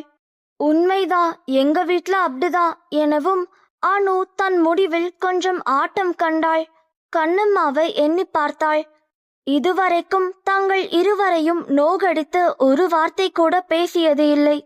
தப்பே செய்தாலும் பொறுமையாக அமர்ந்து எடுத்து சொல்லும் தாய் என்னை சந்தேகப்படுவார்களா என்றால் நிச்சயம் இல்லை என்று மூளையும் மனதும் ஒரு சேர சொல்ல தன் முடிவில் உறுதியாயிருந்தாள். வழக்கம் போல் வேலைகளை முடித்து வீட்டுக்கு வந்து உண்டு உறங்கி பிள்ளைகளின் வரவுக்காக காத்திருந்தாள். அவர்கள் வந்ததும் அவர்கள் பசியை போக்கிவிட்டு டியூஷனுக்கு அனுப்பி வைத்தாள். தன் கடமையை பார்க்க சென்றாள். டியூஷனிலும் அவளால் நிலையாயிருக்க முடியவில்லை. அம்மா என்ன சொல்வாள் என்ற எண்ணமே இருக்க அனுவை வித்தியாசமாக பார்த்த கோபி அவளிடம், என்ன அனு ஒரு மாதிரி இருக்க? இல்ல, நான் நல்லாதான் இருக்கேன் சார் என்றாள் பதற்றத்தோடு. இல்லையே, எப்பவும் துருன்னு இருக்கானோ, இப்ப இல்லையே எனவும் அவள் விழிக்க, என்ன இருந்தாலும் என்கிட்டயோ இல்ல உன் அம்மா கிட்டயோ சொல்லிடானோ, மனசுல வச்சுக்காதம்மா எனவும் சரி சார் என்று தலையை ஆட்டினாள். தன்னுடைய மகளாக இருந்திருந்தால் அவளை தன்னருகே அமர வைத்து தந்தையிடம் சொல்லுமாறு கேட்டிருக்கலாம். ஆனால் அந்த பாக்கியம் தனக்கு இல்லாததை எண்ணி தனக்குள் மருகினான். டியூஷன் முடிந்தது. வீட்டிற்கு வந்த அனுவிடம் பெரிய மனுஷனை போல விசாரித்தான் அன்பு. உனக்கு என்னக்கா பிரச்சனை? நீ எப்பயும் போல இல்லக்கா என கேட்கவும், எனக்கு ஒண்ணும் இல்லடா, நான் நல்லா இருக்கேன் என்று சமாளித்து விட்டு சின்ன சின்ன வேலைகளை செய்தாள். கண்ணம்மாவும் வீட்டிற்கு வர அனுவை பத்தி சொன்னான். கண்ணம்மா பார்த்து கொள்வதாக சொல்லி வேலையில் ஈடுபட்டாள். அனு சொல்ல வருவதும் தயங்குவதுமாக இருந்தாள். அனைத்து வேலையும் முடிய இருவரையும் படுக்க வைத்தாள். அனு உறங்கவில்லை, கண்ணை மட்டும் மூடியிருந்தாள். அன்பு உறங்கியதும் அனுவை மெல்ல அழைத்தாள் கண்ணம்மா. வா சாமி என்று வெளியே அழைத்து படியில் அமர சொல்லியவள் உடன் அமர்ந்தாள். இப்ப சொல்லு சாமி, என்ன பிரச்சனை? எதுக்கு தயக்கம் சாமி, அம்மா கிட்ட சொல்ல. கண்ணம்மா மடியில் படுத்தவள் அவளிடம் அனைத்தையும் சொன்னாள். இதுக்கா சாமி நீ சொல்ல தயங்குற? அம்மா உன்னை சந்தேகப்படுவேன்னு பயந்தியா எனவும் ஆம் என்று தலையை ஆட்ட, என் சாமிய போய் நான் சந்தேகப்படுவேனா? நாளைக்கு அம்மா உன் கூட வரேன், அந்த சாமி கிட்ட பேசி புரிய வைப்போம் என்ன சாமி என கேட்கவும், சரிமா என்றாள் அவள் வயிற்றில் முகம் புதைத்து. அம்மாக்கு உன் மேல பூரண நம்பிக்கை இருக்கு சாமி, நீ என்கிட்ட எதையும் சொல்ல தயங்க கூடாது, சரியா சாமி என்று அவள் தலையை வருட மனபாரமின்றி உறங்கினாள் அனு. மகளை எண்ணி பூரித்து போனாள் தாயானவள். மறுநாள் தாயோடு வரும் அனுவை கண்டு எச்சில் விழுங்க நின்றான் அவன். அவர் அருகில் வந்து அடிக்கப் போகிறார் என்று எண்ணி பயந்தான். ஆனால் கண்ணம்மாவின் செயலை அவன் சற்றும் எதிர்பார்க்கவில்லை. வாயடைத்து நின்றான். அத்தியாயம் 5. எப்படியும் அந்த பிள்ளை பிடிக்காதுன்னு தான் சொல்ல போகுது. வேற பொண்ணை தேடி போவோண்டா. இந்த பொண்ணு வேணாமச்சி. முதல் நாள் அந்த பொண்ணை பிடிச்சிருக்குன்னு நீ சொல்லும் போதே ஒரு பார்வை பார்த்துச்சு பாரு, என்னால மறக்கவே முடியாதுடா. அப்பவே தோணுச்சு இந்த புள்ள என்ன சொன்னாலும் மடங்காது, உனக்கு டைம் வேஸ்ட்னு. ஆனா நீதான் மடக்கி காட்டுறேன்னு தெனாவெட்டா சொன்ன. அந்த புள்ள பின்னாடி தெரிஞ்சதுக்கு வேற பொண்ணை பார்த்திருந்தாலும் இந்நேரம் நீ கமிட் ஆகி இருப்ப மச்சி. இதெல்லாம் பூம் பூம் மாடுங்கடா. வீட்ல சொல்றத கேட்டு அப்படியே நடக்கிற கேஸ், ஒர்க் அவுட்டே ஆகாது என்று தன் அருகே அமர்ந்த தோழனிடம் அறிவுரை என்ற பெயரில் அவனுக்கு தெரிந்ததை கூறினான். அந்த சூம்பி பயலுக்கெல்லாம் பொண்ணு மடியும் போது எனக்கு மடியாதா மச்சி? அப்படி எதுலடா அவனை விட நான் குறைஞ்சு போயிட்டேன்? என்ன ஏண்டா அவளுக்கு பிடிக்கல? இதை விட கலரா எதிர்பார்க்கிறாளா? அடே, அந்த பிள்ளை ஒத்த மார்க் குறைஞ்சா ஒப்பாரி வைக்கிற கேஸ்டா. அதெல்லாம் புக்க தவிர எதையும் பார்க்காது. அதுகிட்ட காதல எதிர்பார்க்கிறது வேஸ்டடா என்றான் அவன் பைக்கில் அமர்ந்த வாக்கில். அப்படிங்கிறியா? அப்போ அந்த புள்ள என் காதல ஏத்துக்காதா? ஓஹோ என்று தலையை இடது வலது புறமாக ஆட்டினான். இருடா, இன்னைக்கு அந்த புள்ள என்ன பதில் சொல்லுதுன்னு பார்த்துட்டு முடிவு பண்ணுவோம். பிளீஸ்டா, ஒரு அழகான பொண்ணு என்ன லவ் பண்ணா நம்ம கேங் முன்னாடி எனக்கு கெத்து தானடா. என்னமோ போ மச்சி, உனக்கு அந்த அளவுக்கு நம்பிக்கை இருக்கா என கேட்டுக்கொண்டிருக்கும் போதே கண்ணம்மாவும் அனுவும் அங்கு வர, மச்சி அங்க பாரு, அவ அம்மாவை துணைக்கு கூட்டிட்டு வரா. என்னடா அவ அம்மாவோட வரா? உண்மைய சொல்லி அடிக்க ஆள் கூட்டிட்டு வரா போலடா. வா மச்சி போயிடலாம். அவன் பதற, ஆமாடா எனக்கும் பயமாதான் இருக்கு, போயிடலாம்டா என்று இருவரும் பைக்கை எடுக்க, நில்லுங்க சாமி என கத்தவும் இருவரும் பயந்து கொண்டே திரும்பி பார்த்தனர். யார் சாமி உன்னை காதலிக்கிறேன்னு சொன்னது என கண்ணம்மா கேட்கவும் அனு அவனை காண்பித்து இவன்தான்மா என்றாள். நீ என் பொண்ண விரும்புறியா சாமி என கேட்கவும் பயத்தில் எல்லா பக்கமும் ஆட்டி வைத்தான். ரொம்ப சந்தோஷம் சாமி, என் பொண்ணையும் ஒரு சாமி விரும்புதுன்னு நினைக்கும் போது ரொம்ப சந்தோஷமா இருக்கு சாமி. ஆனா சாமி, காதலிக்க இது வயசில்ல. நீ நல்லா படிச்சு ஒரு நல்ல வேலைக்கு போயிட்டு வந்து பொண்ணு கேளு சாமி. நானே என் பொண்ணை உனக்கு கட்டி வைக்கிறேன்.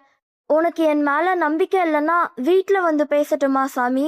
என்ன சாமி சொல்ற என கேட்கவும் அவனோ பே என விழித்தான். நானும் ரவுடிதான் என்பது போலதான் நானும் காதலிக்கிறேன், நானும் ஆள் வச்சிருக்கேன் என தன் நண்பர்களிடம் கெத்து காட்டவே காதல் என்ற பெயரில் படம் ஓட்டும் டைம் பாஸ் காதலன் வகையை சேர்ந்தவன் தான் இவனும். தனக்கும் காதலி இருக்கிறாள் என்று நண்பர்கள் முன் கெத்து காட்ட ஒரு பெண்ணை தேடியவனின் கண்ணில் சிக்கியது அனுதான். அவளை தன் வலையில் சிக்க வைக்க பல முயற்சிகள் எடுத்து தோல்வியை தழுவ நண்பர்களிடத்தில் கேளிக்கையானான். அந்த கோபத்தில்தான் அனுவிடம் வீட்டின் முன் வந்து நிற்பதாக பயம் காட்டினான். வீட்டிற்கு பயந்தே சிலர் காதலை ஏற்றுக்கொண்டு வாழ்க்கையை இழந்தவர்களும் உண்டு. இவர்களுக்கு காதல் பின் இருக்கும் வாழ்க்கை பற்றி யோசிப்பதில்லை. காதலை பொழுதுபோக்காக எடுத்துக்கொண்டிருக்கிறார்கள். என்ன சாமி இப்படியே நிக்கிற? பதில் சொல்லு சாமி. நான் வேணா உன் வீட்டுல வந்து பேசட்டுமா சாமி எனவும் வீட்டில் வந்து பேசட்டுமா என்று கேட்பதே உடல் உதற ஆரம்பித்தது. பயத்தில் வியர்வை வழிந்தது முகத்தில். இல்ல அது வந்து நான் என எச்சில் விழுங்க அவன் எண்ணம் புரிந்து, சாமி, பொண்ணுங்க பின்னாடி சுத்தி உன் வாழ்க்கையும் கெடுத்து அவங்க வாழ்க்கையும் ஏன் சாமி கெடுக்கிறீங்க? உன்னை போல காதல்னு ஒருத்தன் பின்னாடி வந்துதான் என் வாழ்க்கை இப்படி ஆயிடுச்சு சாமி. என் பொண்ணு வாழ்க்கையும் அப்படியாக நான் விடமாட்டேன் சாமி. அவளுக்கு காதல் இல்ல சாமி உன் மேல. இந்த வயசுல வர்றது காதலும் இல்ல சாமி. வேணா சாமி, என் பொண்ணை விட்டுடு சாமி. என் பொண்ணுக்கு கலெக்டர் ஆகணும்னு கனவு இருக்கு. அதுக்கு நான் இந்த பாடுபடுற. எங்க வழியில வராதீங்க சாமி என கையெடுத்து கும்பிட அவனுக்கு கனவு கலெக்டர் எதுவும் மண்டையில் நிற்கவில்லை. பயந்து போய் நின்றான். இல்ல, என் பொண்ணுதான் வேணும்னா வா சாமி, வீட்ல பேசுவோம் எனவும் மீண்டும் வீடு என்றதும் பயந்து இருவரிடமும் சாரி என்று வண்டியை எடுத்துக்கொண்டு ஓட அனு வாய்விட்டே சிரித்தாள். இனி நீ தைரியமா போ சாமி, யாரும் உன் வழியில வரமாட்டாங்க. அம்மா நான் இருக்கேன் என்று தைரியமாக சொல்ல, லவ் யூ கண்ணம்மா என்று அவளை அணைத்து முத்தம் வைத்துவிட்டு பள்ளிக்கு சென்றாள். அவளுக்கு டாட்டா காட்டியபடி அந்த சாலையில் நடந்தாள். மகளின் கலக்கம் நீங்கி முகம் தெளிவாகி அதில் மகிழ்ச்சியை பார்த்த பின்தான் அவளுக்கு நிம்மதியே வந்தது. வழக்கம் போல தன் வேலைகளை செய்ய வேலைக்கு சென்றாள். முதல் வீட்டில் வன்மத்தோடு படுத்தி எடுக்கும் வேலனும், இரண்டாவது வீட்டில் வக்கரத்தோடு வரும் சந்திரனையும் சமாளித்துவிட்டு அடுத்த அந்த வயதான தம்பதியர் வீட்டிற்கு சென்றாள். அங்குதான் அவளாக இருக்கும் உணர்வு அவளுக்கு. தாய் தந்தையுடன் வாழ்நாளை கழிக்கும் உணர்வு. அந்த தம்பதியரின் மகள் குடும்பம் வெளியூரில் இருந்து பணம் அனுப்பி பாசத்தை தொலைபேசியில் காட்டுவதோடு சரி, நேரில் வந்து பார்க்க நேரமும் இல்லை, எண்ணமும் இல்லை. ஏதோ போனிலாவது பேசுகிறார்களே என்று எண்ணிக்கொண்டு மனதை தேத்திக் கொண்டு வாழும் தம்பதியருக்கு இப்போதைக்கு உயிர்ப்பு கண்ணம்மாதான். அப்பா சாமி, அம்மா சாமி என மனதார அழைப்பாள். அந்த ஒற்றை அழைப்புதான் அந்நாளை நிறைவு செய்திடும் அவர்களுக்கு. அவர்களுடன் நாட்டு நடப்பை பேசிக்கொண்டே சமைப்பாள். கேலி கிண்டலென அவர்களுடன் நேரத்தை கழிப்பது பாரம் கொண்டு பயணிப்போருக்கு கொஞ்சம் இளைப்பாறல் போலதான். அவள் தாய் தந்தையிடம் அவள் அதிகம் இது போல பேசி சிரித்தது இல்லை. அப்படி சிரித்தாலே கொலை குற்றம் போல பார்ப்பார்கள். காதல் பாடலை வாய் முணுமுணுத்தாலே குற்றமாக பார்க்கும் தந்தை, கொஞ்சம் அதிகம் முகத்தில் பவுடர் போட்டாலே சந்தேகமாக பார்க்கும் தாய் எனதான் அவள் வாழ்நாளில் கட்டுக்கோப்புடன் வாழ்வதாக வெளியுலகம் காணாத சிறை பறவை அவள். இன்று இலக்குக்காக சிறகடித்து பறக்கும் பறவை. கண்ணம்மாவிற்கும் ரசனை இருக்கும், அதை உணர்ந்தோர் மிக குறைவு. அவளை வேலை செய்யும் மெஷினாக தான் பார்க்கிறார்கள். அவளை முழுவதுமாக அறிந்த சொற்ப சிலரே ரசனை, சிரிப்பு, அழுகை, கோபம் எல்லா உணர்வுகளும் கொண்ட மனுஷி என்றறிவார்கள். பாடலை முணுமுணுத்தபடி சமைத்துக் கொண்டிருந்தாள். சமையலறையில் சுழலும் மின்விசிறி போலதான் உள்ளே சுற்றி சுற்றி சமைத்துக் கொண்டிருக்கிறாள். தொலைக்காட்சியில் ஒலிக்கும் பாடலும் அவள் குரலும் இணைந்திருக்க சத்தத்தை குறைத்துவிட்டு கண்ணம்மாவின் குரல் வழியே வந்த பாடலை கேட்டார். பாடலின் அரவம் குறைந்திருக்க என்ன என்று எட்டி பார்க்க ரசனையுடன் பார்க்கும் அந்த தகப்பனை பார்த்தாள். என்ன அப்பாசாமி, ஆஃப் பண்ணிட்ட? நல்லா பாடுற மகளே நீ. நான் நல்லா பாடுவேன், பாட்டெல்லாம் கேட்பேன். எங்க இப்ப எல்லாம் கேட்க நேரமே இல்ல சாமி என்று சலித்து கொண்டாள். ஓடிக்கிட்டே இருக்கிய கண்ணம்மா, உனக்கு ஓய்வே இல்லையா? அதை கேட்டு சிரித்தவள், இந்த உலகம் ஓய்வெடுத்தா இங்க இருக்க ஜீவராசிகள் என்ன ஆகிறது சாமி? அது போலதான் என் பிள்ளைகளுக்கு நான் தான் உலகம் சாமி. நான் ஓய்வெடுத்துட்டா அதுக கதி என்ன ஆகிறது? ஓடுற மட்டும் ஓடுவேன் சாமி. அதுக்கப்புறம் மேலே கையை காமித்தாள். இவள் ஏன் எனக்கு மகளாக பிறக்கவில்லை என்ற எண்ணம் தோன்ற, அப்படி பிறந்திருந்தாள் அவளும் நிச்சயம் அலைபேசியிலேயே அன்பை பகிர்ந்திருப்பாள் என்று அவரே பதிலளித்துக் கொண்டவர், எல்லாத்துக்கும் காரணமும் உண்டு, காரணகர்த்தாவும் உண்டு என்று புரிந்தது அவருக்கு. மறுநாள் ஞாயிறு என்பதால் இரவில் கொஞ்ச நேரம் அனு அன்புவுடன் படிகளில் அமர்ந்து கதை பேசிக் கொண்டிருந்தாள் கண்ணம்மா. பள்ளியில் நடந்த சுவாரஸ்யமான நிகழ்வுகளை சொல்லிக் கொண்டிருந்தான் அன்பு. அதை இருவரும் சிரித்த வண்ணம் கேட்டுக்கொண்டிருந்தனர். அதே ரசனையோடு மாடியில் பார்த்திருந்தான் கோபி. அவர்கள் மத்தியில் தானும் அமர்ந்து கண்ணம்மாவின் தோளில் கை போட்டு அமர, பிள்ளைகள் இருவரும் தங்களை கேலி செய்து கிண்டல் செய்வது போல கற்பனை கண்டவன் விரக்தியில் சிரித்தான். அவன் பார்ப்பது தெரிந்தாலும் கண்ணம்மா கண்டு கொள்ளாமல் தான் இருந்தாள். அவனது தவிப்பும் ஏக்கம் புரிந்தாலும் அதற்கு அவளால் என்ன செய்ய முடியும்? அவளது இந்த நிலைக்கு அவனும் ஒரு காரணம். சிறு கோபம் அவன் மேல் இருக்கத்தான் செய்கிறது. இருந்தும் மனம் கேட்கவில்லை. அவன் தனியாக வாழ்வது கண்டு எவ்வளவு சொல்லியும் மறுத்துவிட்டான். அவனை எண்ணிய சிந்தனையை பிள்ளைகளின் சிரிப்பில் கலைந்தது. மீண்டும் அவர்களோடு இணைய செல்வம் பைக்கில் வந்து இறங்கினான். அவனை கண்டதும் பிள்ளைகளை உள்ளே கிளப்ப, சித்தி என்று அவள் அமர்ந்த படியிலிருந்து ஒரு படி விட்டு அமர்ந்தான். சாரி சித்தி, கொஞ்சம் கொஞ்சமா குடிய விடுற, இனி பொறுப்பா இருக்கேன், என்கிட்ட பேசு சித்தி. அவள் மடியில் தலை வைத்து அழுக அவன் தலையை கோதியவள், உன் அப்ப சித்தப்பா இருந்தது பார்த்துமா நீ குடிக்கிற சாமி? ஒரு பொண்ணு உன்னை விட்டு போயிட்டான்னு கவலைப்பட்டு குடிக்கிறியே சாமி. உன்னை உயிரா நினைச்சு உனக்காக வேலை செஞ்சு கஷ்டப்படுற உன் அம்மா உன் கண்ணுக்கு தெரியலையா சாமி? காதலிக்கணும்னா உன் அம்மாவை காதலி. உன்னை விட்டு போகாம உன்னை ஏமாத்தாம உனக்காக இந்த உலகத்துல வாழ்ற ஜீவன் அது. அதை தவிக்க விட்டுடாத.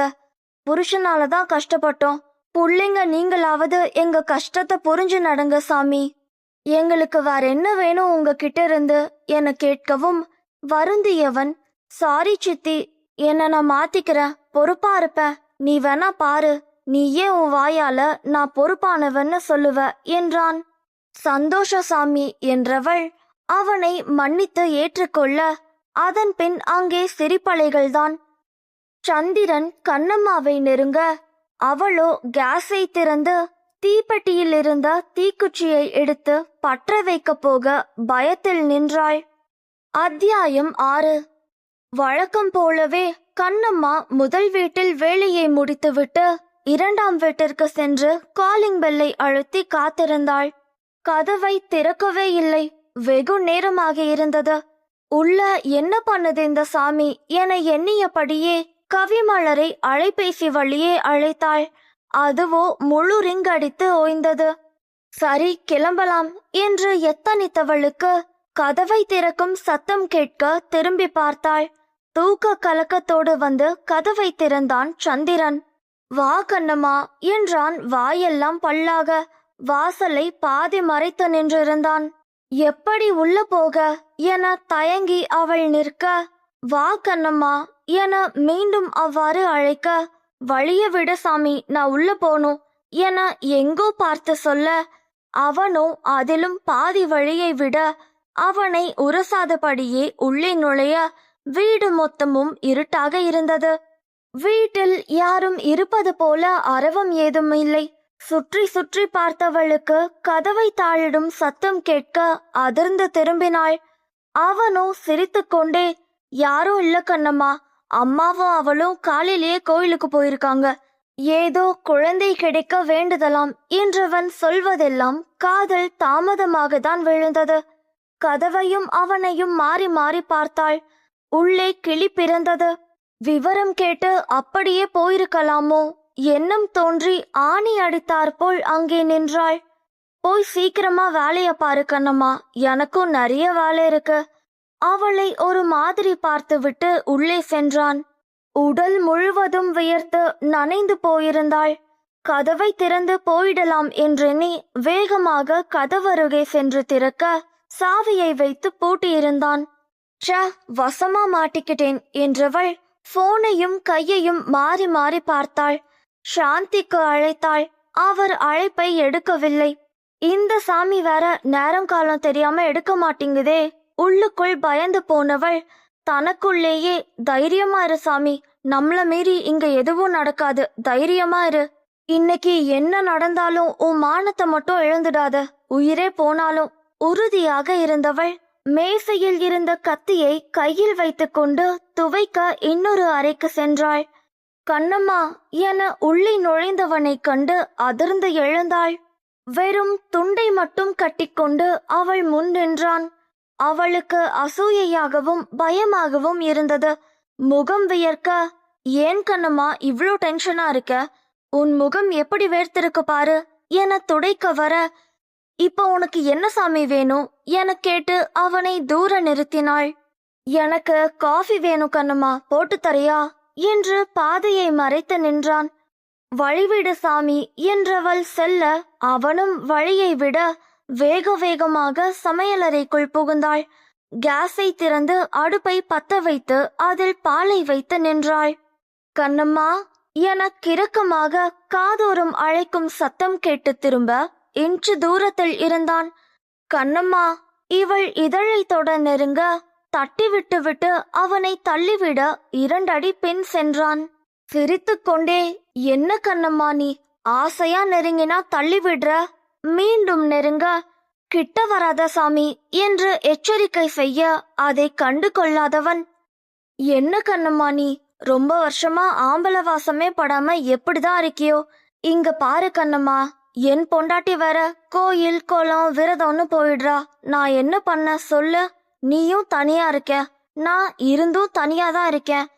நீ என்ன சந்தோஷப்படுத்தினா நான் உனக்கு பணம் தரேன், நீ உன் பசங்களை அவங்க பிடிச்ச படிப்ப படிக்க வைக்கணுமா, காசெல்லாம் கவலைப்படாத, நான் இருக்கேன் என அவள் தோளை தொட வர அதை தட்டி விட்டவள், சீ, என் உடம்ப வைத்துதான் என் பிள்ளைங்களை வளர்க்கணும்னு இல்ல சாமி, இந்த கண்ணம்மாக்கு உசுரை விட மானம்தான் முக்கியம், வேலைக்காரி தானே, காசை காமிச்சா கட்டுன சேலைய அவுப்பான்னு நினைச்சியா, வேலைக்காரினா அவ்வளவு இழப்பமா உனக்கு, மரியாதை கெட்டணும் சாமி, ஒழுங்கா வழிய விட்டு கதவை தர என மிரட்ட, என்னடி ரொம்ப பேசுற, நீ பேசுறத கண்டு நான் பயந்து உன்னை விட்டுடுவேன்னு நினைச்சியா, அவள் கையை பிடிக்க போக அடுப்பில் வைத்திருந்த சூடான பாலை அவன் மேல் ஊத்தினாள். வெற்று உடம்பில் கொதிக்கும் பால் பட்டு அலறினான். வேக வேகமாக கீழே கேஸ் ரெகுலேட்டரை பிடுங்கி கேஸ் சிலிண்டரை உருட்டிவிட்டாள். உஸ் என்ற சத்தத்தோடு உருண்டு ஹாலுக்கு சென்றது. தீப்பெட்டியிலிருந்து தீக்குச்சி எடுத்தவள், ஒழுங்கா போய் கதவை திறந்துடு, இல்ல உன்னையும் எரிச்சு என்னையும் நான் எரிச்சுப்பேன், கண்ணம்மாக்கு மானத்தை விட எதுவும் பெருசில்ல, போய் கதவை தர, இல்ல பத்த வச்சிடுவேன் போ என தீக்குச்சியை உரசுவது போல கொண்டு சென்றாள். உயிருக்கு பயந்தவன் வேகமாக ஓடி சென்று சாவி எடுத்து கதவை திறந்தான். அங்கு ஒரு நிமிடம் கூட நிற்காமல் விக்கு விக்கு என்று அழுது கொண்டே வீடு வந்து சேர்ந்தாள். தன் தாயின் திதி நாள் என்பதால் விடுமுறை எடுத்து கோவிலுக்கு சென்று வந்த கோபி அழுது கொண்டே வரும் கண்ணம்மாவை கண்டு அதிர்ந்தான். அவளிடம் விசாரிக்கும் முன்பே வீட்டிற்குள் சென்று கதவை பட்டென்று சாத்தினாள். அவனுக்குதான் உள்ளுக்குள் பயமாக இருந்தது. சாந்தியை அழைத்து அவளுக்கு வேலை செய்யும் இடத்தில் எதுவும் பிரச்சனை இருக்கிறதா என்று கேட்க, அவளும் சந்திரன் கொடுக்கும் தொல்லைகளை எல்லாம் சொன்னார். சந்திரனால் அவளுக்கு ஏதும் நேர்ந்திருக்குமோ என்ற அச்சத்தோடு கதவையே வெறித்து நின்றான். அத்தியாயம் 7. தண்ணீரில் தன் உடலை கழுவி அவன் பார்வை படிந்த இடங்களையெல்லாம் இத்துடன் பல முறை தேய்த்து கழுவி விட்டாள். ஆனால் தேகம் இன்னும் எரிந்தது. சிதையில் இருப்பது கொழுந்துவிட்டு எரிந்தது. அவளால் கூட அணைக்க முடியவில்லை. ஏன் பெண்களுக்கு இந்த நிலை? கணவன் மட்டும்தான் பெண்ணுடலுக்கு பாதுகாப்பா? கணவன் இருந்தும் பெண்களுக்கு தவறு நடக்கிறதே. சில நேரம் அவனால் கூட அவள் சித்திரவதை அனுபவிக்கிறாள் தானே. யாரால் தான் இந்த பெண்களுக்கு பாதிப்பில்லை? ஏன் கணவன் இல்லாத பெண்களை மட்டும் அதிகம் குறிவைத்து தாக்குகிறார்கள்? ஏன் கேட்க நாதி இல்லை என்றா? கணவன் இல்லை என்றால் அவள் வாழ தகுதி இல்லாதவளா? ஏன் முட்டுக்கட்டை போடுகிறார்கள்? ஏன் குடைச்சல் கொடுக்கிறார்கள்? பல ஏன் என்ற கேள்விகளுக்கு அப்பெண்களுக்கே பதில் தெரிவதில்லை. அழ மட்டுமே அவளால் முடிந்தது. அவளுக்காக பேசவோ நியாயம் கேட்கவோ யாருமில்லையே. அதுதானே அவனுக்கு சகாயமாகி போனது. வெகு நேர அழுகையில் கண்ணீர் வற்ற வெறி தமர்ந்திருந்தாள். மணி 12 ஆனது. 3ஆம் வீட்டுக்கு போகணுமே. எழுந்து சேலையை உடுத்திக்கொண்டு சொட்ட சொட்ட வடிந்த முடியின் நுனியை மட்டும் சுருட்டி போட்டுவிட்டு கதவை திறந்தாள். அதுவரை படியில் அவளுக்காக காத்திருந்தவன் அவள் கதவை திறந்ததும் எழுந்து நின்றான். அவனை கண்டு அதிர்ந்தவள் பின் தன்னை சமாளித்துவிட்டு முன்னே நடக்க இருந்தவளை தடுத்தது அவனது அழைப்பு. கண்ணம்மா நில்லு என்றான். என்ன வேணும் சாமி? சீக்கிரமா சொல்லு, எனக்கு வேலை இருக்கு சாமி என்றாள். நீதான் கண்ணம்மா சொல்லணும். என்ன நடந்துச்சு? ஏன் அழுதுகிட்டே வந்த என கேட்கவும் திடுக்கிட்டு அவனை பார்த்தாள். நீ அழுதுட்டே வந்தத நான் பார்த்தேன் கண்ணம்மா, பதில் சொல்லு என்றான். உன்கிட்ட எதுக்கு சாமி சொல்லணும்? எனக்கு நீ யார்? என் பிள்ளைகளுக்கு பாடம் சொல்லி கொடுக்கிற வாத்தியார். அவ்வளவுதான் உனக்கும் எனக்குமான உறவு. உங்ககிட்ட நான் எல்லாத்தையும் பகிரணும்னு அவசியம் இல்ல சாமி. வழிய விடு, வேலைக்கு போகணும். நகர இருந்தவளை தடுத்து மீண்டும் என்ன உன் புருஷனா தான் ஏத்துக்க மாட்டேன்னு சொல்லிட்ட. அட்லீஸ்ட் ஒரு நண்பனா கூட ஏத்துக்க மாட்டியா? அப்படி என்னடி நான் தப்பு பண்ணிட்டேன்? என் காதுல உனக்கு சொல்ல நினைச்சேன். சரி, இப்ப அது எதுக்கு? நீ சொல்லு. அந்த சந்திரனால உனக்கு எதுவும் பிரச்சனையா? அவன் என்ன பண்ணா உன்ன என்று பல்லை கடித்தவாறு கேட்டான். அவனை வெளிவிரித்து பார்த்தவள் உதட்டில் ஒரு ஏளன புன்னகை. அவனால மட்டும்தான் எனக்கு பிரச்சனையா? ஏன் உன்னால இல்லையா சாமி எனவும் கண்களை இடுங்க அவளை பார்த்தான். என்னாலயா? பாதி குரல் உள்ளே போயிருந்தது. நீ அன்னைக்கு காதல்னு வந்து நிக்காம இருந்திருந்தா இன்னொருத்தன் தப்பா பாக்குற நிலைமை எனக்கு வந்திருக்குமா சாமி? ஏன் கணவன் இல்லாத பொம்பளைங்க என்ன வேசியா? கண்டவனும் அவளை அனுபவிக்க. இல்ல புருஷனோட சேர்த்து நாங்க வெக்கம் மானம் சூடு சொரண எல்லாம் தூக்கி கொடுத்துட்டோமா? எங்களை மட்டும் ஏன் இப்படி பாக்குறாங்க? போதும் சாமி, நீ என் வாழ்க்கையில வந்தது. என்னால என்ன பாத்துக்க முடியும் சாமி. நீ என் மேல அக்கறை காட்ட வேணாம் சாமி என்று விறுவிறுவென்று நடந்து விட்டாள். அவள் மட்டுமே கஷ்டத்தை அனுபவிக்கிறது போல பேசிவிட்டு செல்கிறாள். இங்கு ஒருவன் ஆயுள் முழுதும் செய்த தவறுக்காக அனுபவிக்கிறான் என்று பேதை மனமறிந்தும் அறியாமல் இருக்கிறது. அவனோ விரக்தியில் அவள் சென்ற திசையை வெறித்து நின்றான். வேலை இதுதான் அவளை உயிர்ப்புடன் வைத்திருந்தது. அடுத்த 3 மணி நேரமும் சுழன்றாள் வேலையில். காலையில் நடந்த நிகழ்வு அறவே அவளுக்கு ஞாபகம் இல்லை. அவர்களுக்கு சமைத்து சாப்பாட்டை பரிமாறிவிட்டு அந்த பாத்திரங்களை விலக்கி வைத்துவிட்டு மணியை பார்க்க 3:30 இருந்தது. அவர்களிடம் கேட்டுவிட்டு அங்கேயே இருந்து கொண்டாள். ஏன் என்ற கேள்வி கேட்க தோன்றினாலும் அவள் சொல்ல மாட்டாள் என தெரிந்தும் அவளை கஷ்டப்படுத்த விருப்பமில்லை அவர்களுக்கு. ஹாலில் ஓரமாக சுருண்டு படுத்தவளுக்கு உறக்கம் இரக்கம் காட்ட, அதன் தயவில் எல்லாம் மறந்து உறங்கியவளை 5 மணியைப் போல எழுப்பினார் லக்ஷ்மி. மணி 5 போகுது கண்ணம்மா, பிள்ளைங்க வந்துருவாங்கடி என்றதும் அடித்து பிடித்து எழுந்து ஓடினாள்.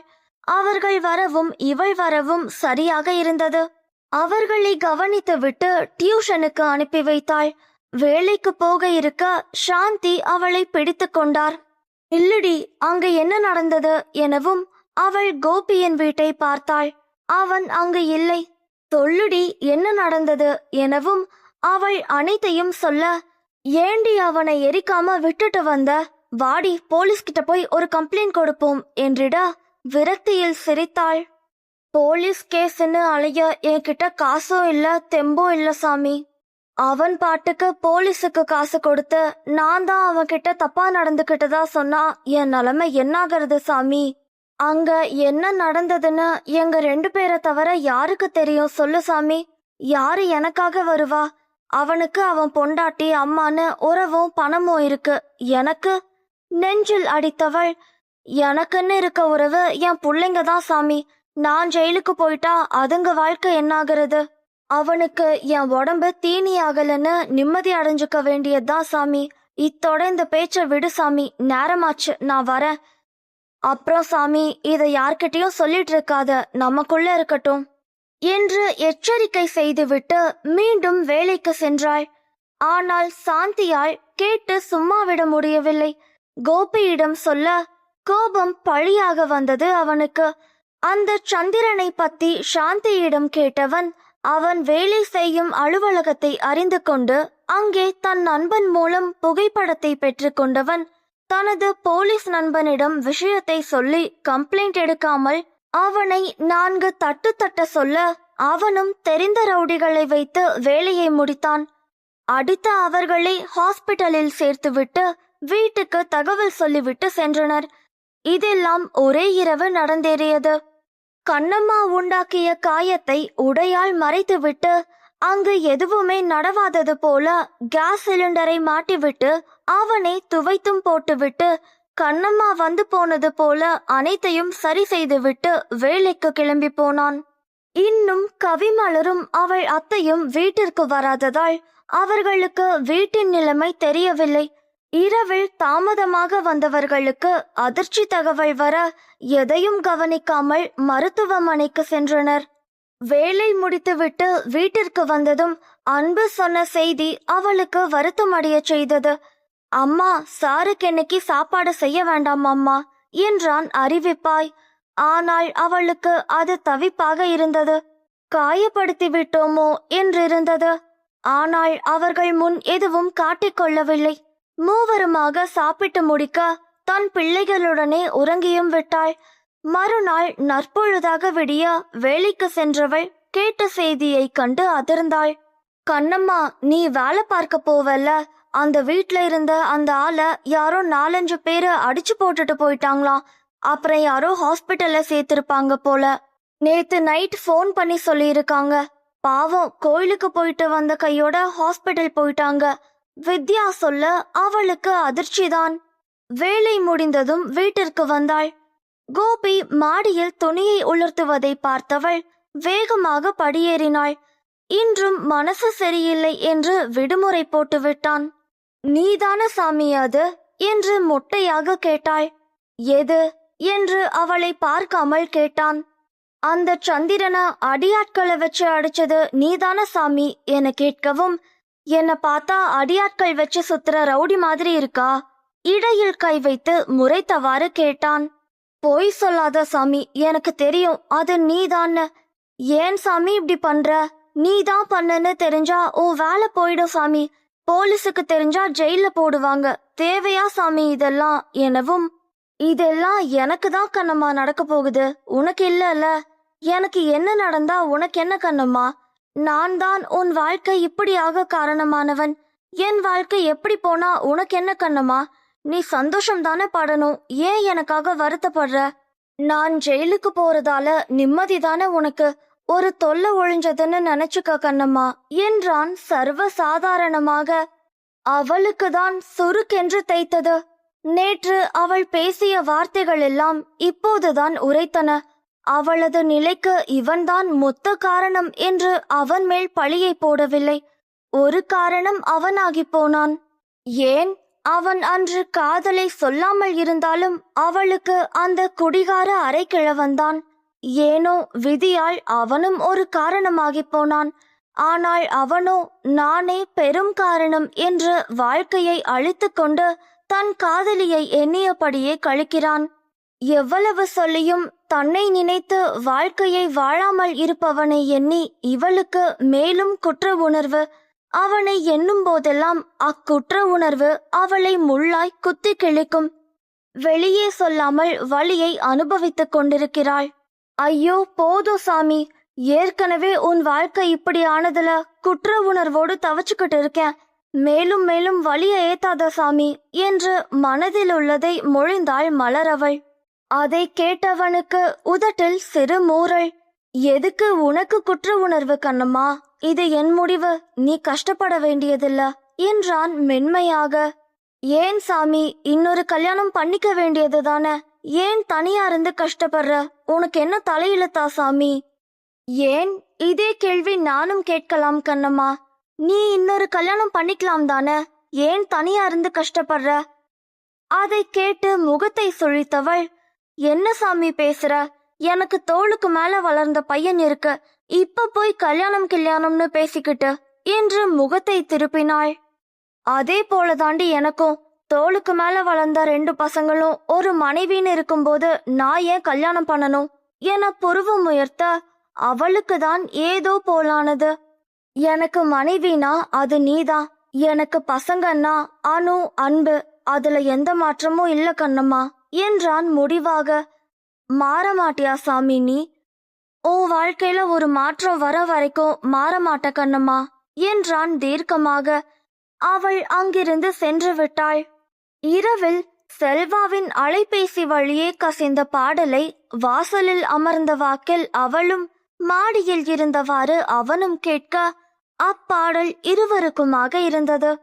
நீ கவிதைகளா கனவுகளா கயல்விழியே, நான் நிகழ்வதுவா கடந்ததுவா பதில் மொழியே, உன்னோடு நெஞ்சும் உறவாடும் வேளை தண்ணீர் கமலம்தானா, முகம் காட்டு நீ முழு வெண்பனி, ஓடாதே நீ ஏன் எல்லையே, இதழோரமாய் சிறு புன்னகை நீ காட்டடி என் முல்லையே, மழையோடு நனையும் புது பாடல் நீதான், அழகான திமிரே அடியே அடியே, காற்றோடு பரவும் உன் வாசம் தினமும் பொது போதைதானே, சிலையே அழகே அழகே, நான் உனக்கெனவே முதல் பிறந்தேன், இளங்கொடியே நீ எனக்கெனவே கரம் விரித்தாய் என் வரமே. அத்தியாயம் 8. அவள் இதழ்களை தீண்டி பார்க்க தோள்களை தொட்டு அவள் கைகளை வம்படியாய் பற்ற துடித்த அவன் கைகளில் ஒன்று அசைக்க முடியாமல் தொங்கும் வெள்ளை தொட்டிலில் கேட்பாரற்று கிடந்தது. அவளை பார்வையால் துகிலுரித்த கண்கள் இரண்டும் சிவந்து வீங்கி பார்க்க முடியாமல் தவித்தன. அவளை அவதூறாக பேசிய வாய் திறக்க முடியாமல் அது ஒரு பக்கம் வீங்கி இருந்தது. யார் பெத்த புள்ளையோ என்பது போல பாவமாக அவன் வீட்டு மெத்தையில் கிடந்தான் சந்திரன். அன்றுதான் மருத்துவமனையிலிருந்து வீடு திரும்பியிருந்தான். முன்பகல் செய்தவனுக்கு பின்னிரவே விழைந்தது இவை யாவும். இனியாவது திருந்துவானா என கேட்டால் கடவுளுக்கே வெளிச்சம். யாருக்கு என்ன தீங்கு செஞ்சேன்னு தெரியல கண்ணம்மா. ஒரு பக்கம் குழந்தை இல்லாத வழி, இன்னொரு பக்கம் இவர் வேற அடிபட்டு கிடக்குறாரு. இதுக்கெல்லாம் நான் தான் காரணம்னு இவங்க அம்மா வேற. என்னால முடியல கண்ணம்மா, செத்துடலாம் போல இருக்கு என கவிமலர் அழுது புலம்ப, நீ ஏன் சாமி சாகணும்? செத்தா எல்லா கஷ்டமும் தீரும் தான். ஆனா அது கோழைத்தனமா இல்லையா? பொம்பளைங்க வைராகியத்தோட வாழ்றவங்க சாமி. அவங்க சாகணும்னு என்னைக்கும் நினைக்க கூடாது. மனச திடமா வச்சுட்டு போராடு சாமி, எல்லாம் உனக்கு கிடைக்கும். அப்புறம் சாமி, இத நான் சொல்றேன்னு தப்பா எடுத்துக்காத. கோவில் குளம்னு போறது இருக்கட்டும் சாமி, முதல்ல உன் புருஷனை கவனி. இல்லனா அவங்க நினைப்ப தரிகட்டு போய் இப்படிதான் ஏடாகுடமா நடக்கும். புருஷனை கைக்குள்ள வச்சுக்க சாமி, இல்லனா எல்லாம் உன் கைய மீறி போயிடும் என பொத்தாம் பொதுவாக சொல்லி அவளை எச்சரிக்கை செய்ய அவளோ பயந்து கொண்டே தலையை ஆட்டினாள். வேற பொண்ண தேடி போகாம பாத்துக்க சாமி என மனதினுள் சொல்லிக் கொண்டவள், அப்புறம் சாமி நான் இனி உன் வீட்டுக்கு வேலைக்கு வரல சாமி என்றாள் கண்ணம்மா. ஏன் கண்ணம்மா என அதிர்ச்சியாக கேட்டாள். என்னால 3 வீட்லயும் வேலை பார்த்துட்டு வீட்லயும் வேலை பார்க்க முடியல சாமி. உடம்புக்கு முடியாம வருது சாமி. அதுக்கு தனியா என்னால செலவு பண்ண முடியாது சாமி என உண்மையான காரணத்தை மறைத்து அவளிடம் பொய்யுரைத்தாள். நீதான் இப்போ எனக்கு ஒரே ஆறுதல், நீயும் போறங்கிறியே கண்ணம்மா என அவள் முகம் வாட, என்ன சாமி இங்கன தானே இருக்கேன், நீ போன் போட்டா வந்துடுற, மனசு விட்டு பேசலாம் சாமி எனவும் அரை மனதோடு அவளை அனுப்பி வைத்தாள் கவிமலர். கண்ணம்மாவிற்கு மனதில் பாரம் இறங்கியது போல இருந்தது. வழமை போல அவள் வேலைகளை எல்லாம் முடித்துவிட்டு படியில் அமர்ந்து சாந்தியுடன் பேசிக்கொண்டிருந்தாள். கண்ணம்மா கண்ணம்மா அழகு பூஞ்சிலை, என்னுள்ளே என்னுள்ளே பொழியும் தேன்மலை என எதிர்த்து வீட்டு பொடியன் பாட்டு போட முதலில் அவனை கண்டு கொள்ளாமல் இருந்தாள். அவள் அவ்வாறு இருக்க அவளை மேலும் சீண்ட அடுத்த பாடலை கொஞ்சம் சத்தமாக வைத்தான். கண்ணம்மா உன்னை மனசில் நினைக்கிற பார்வை பாரடி பெண்ணே, என்னென்னவோ கொஞ்சி பேச துடிக்குது, நீயும் பேசினாள் அன்பே.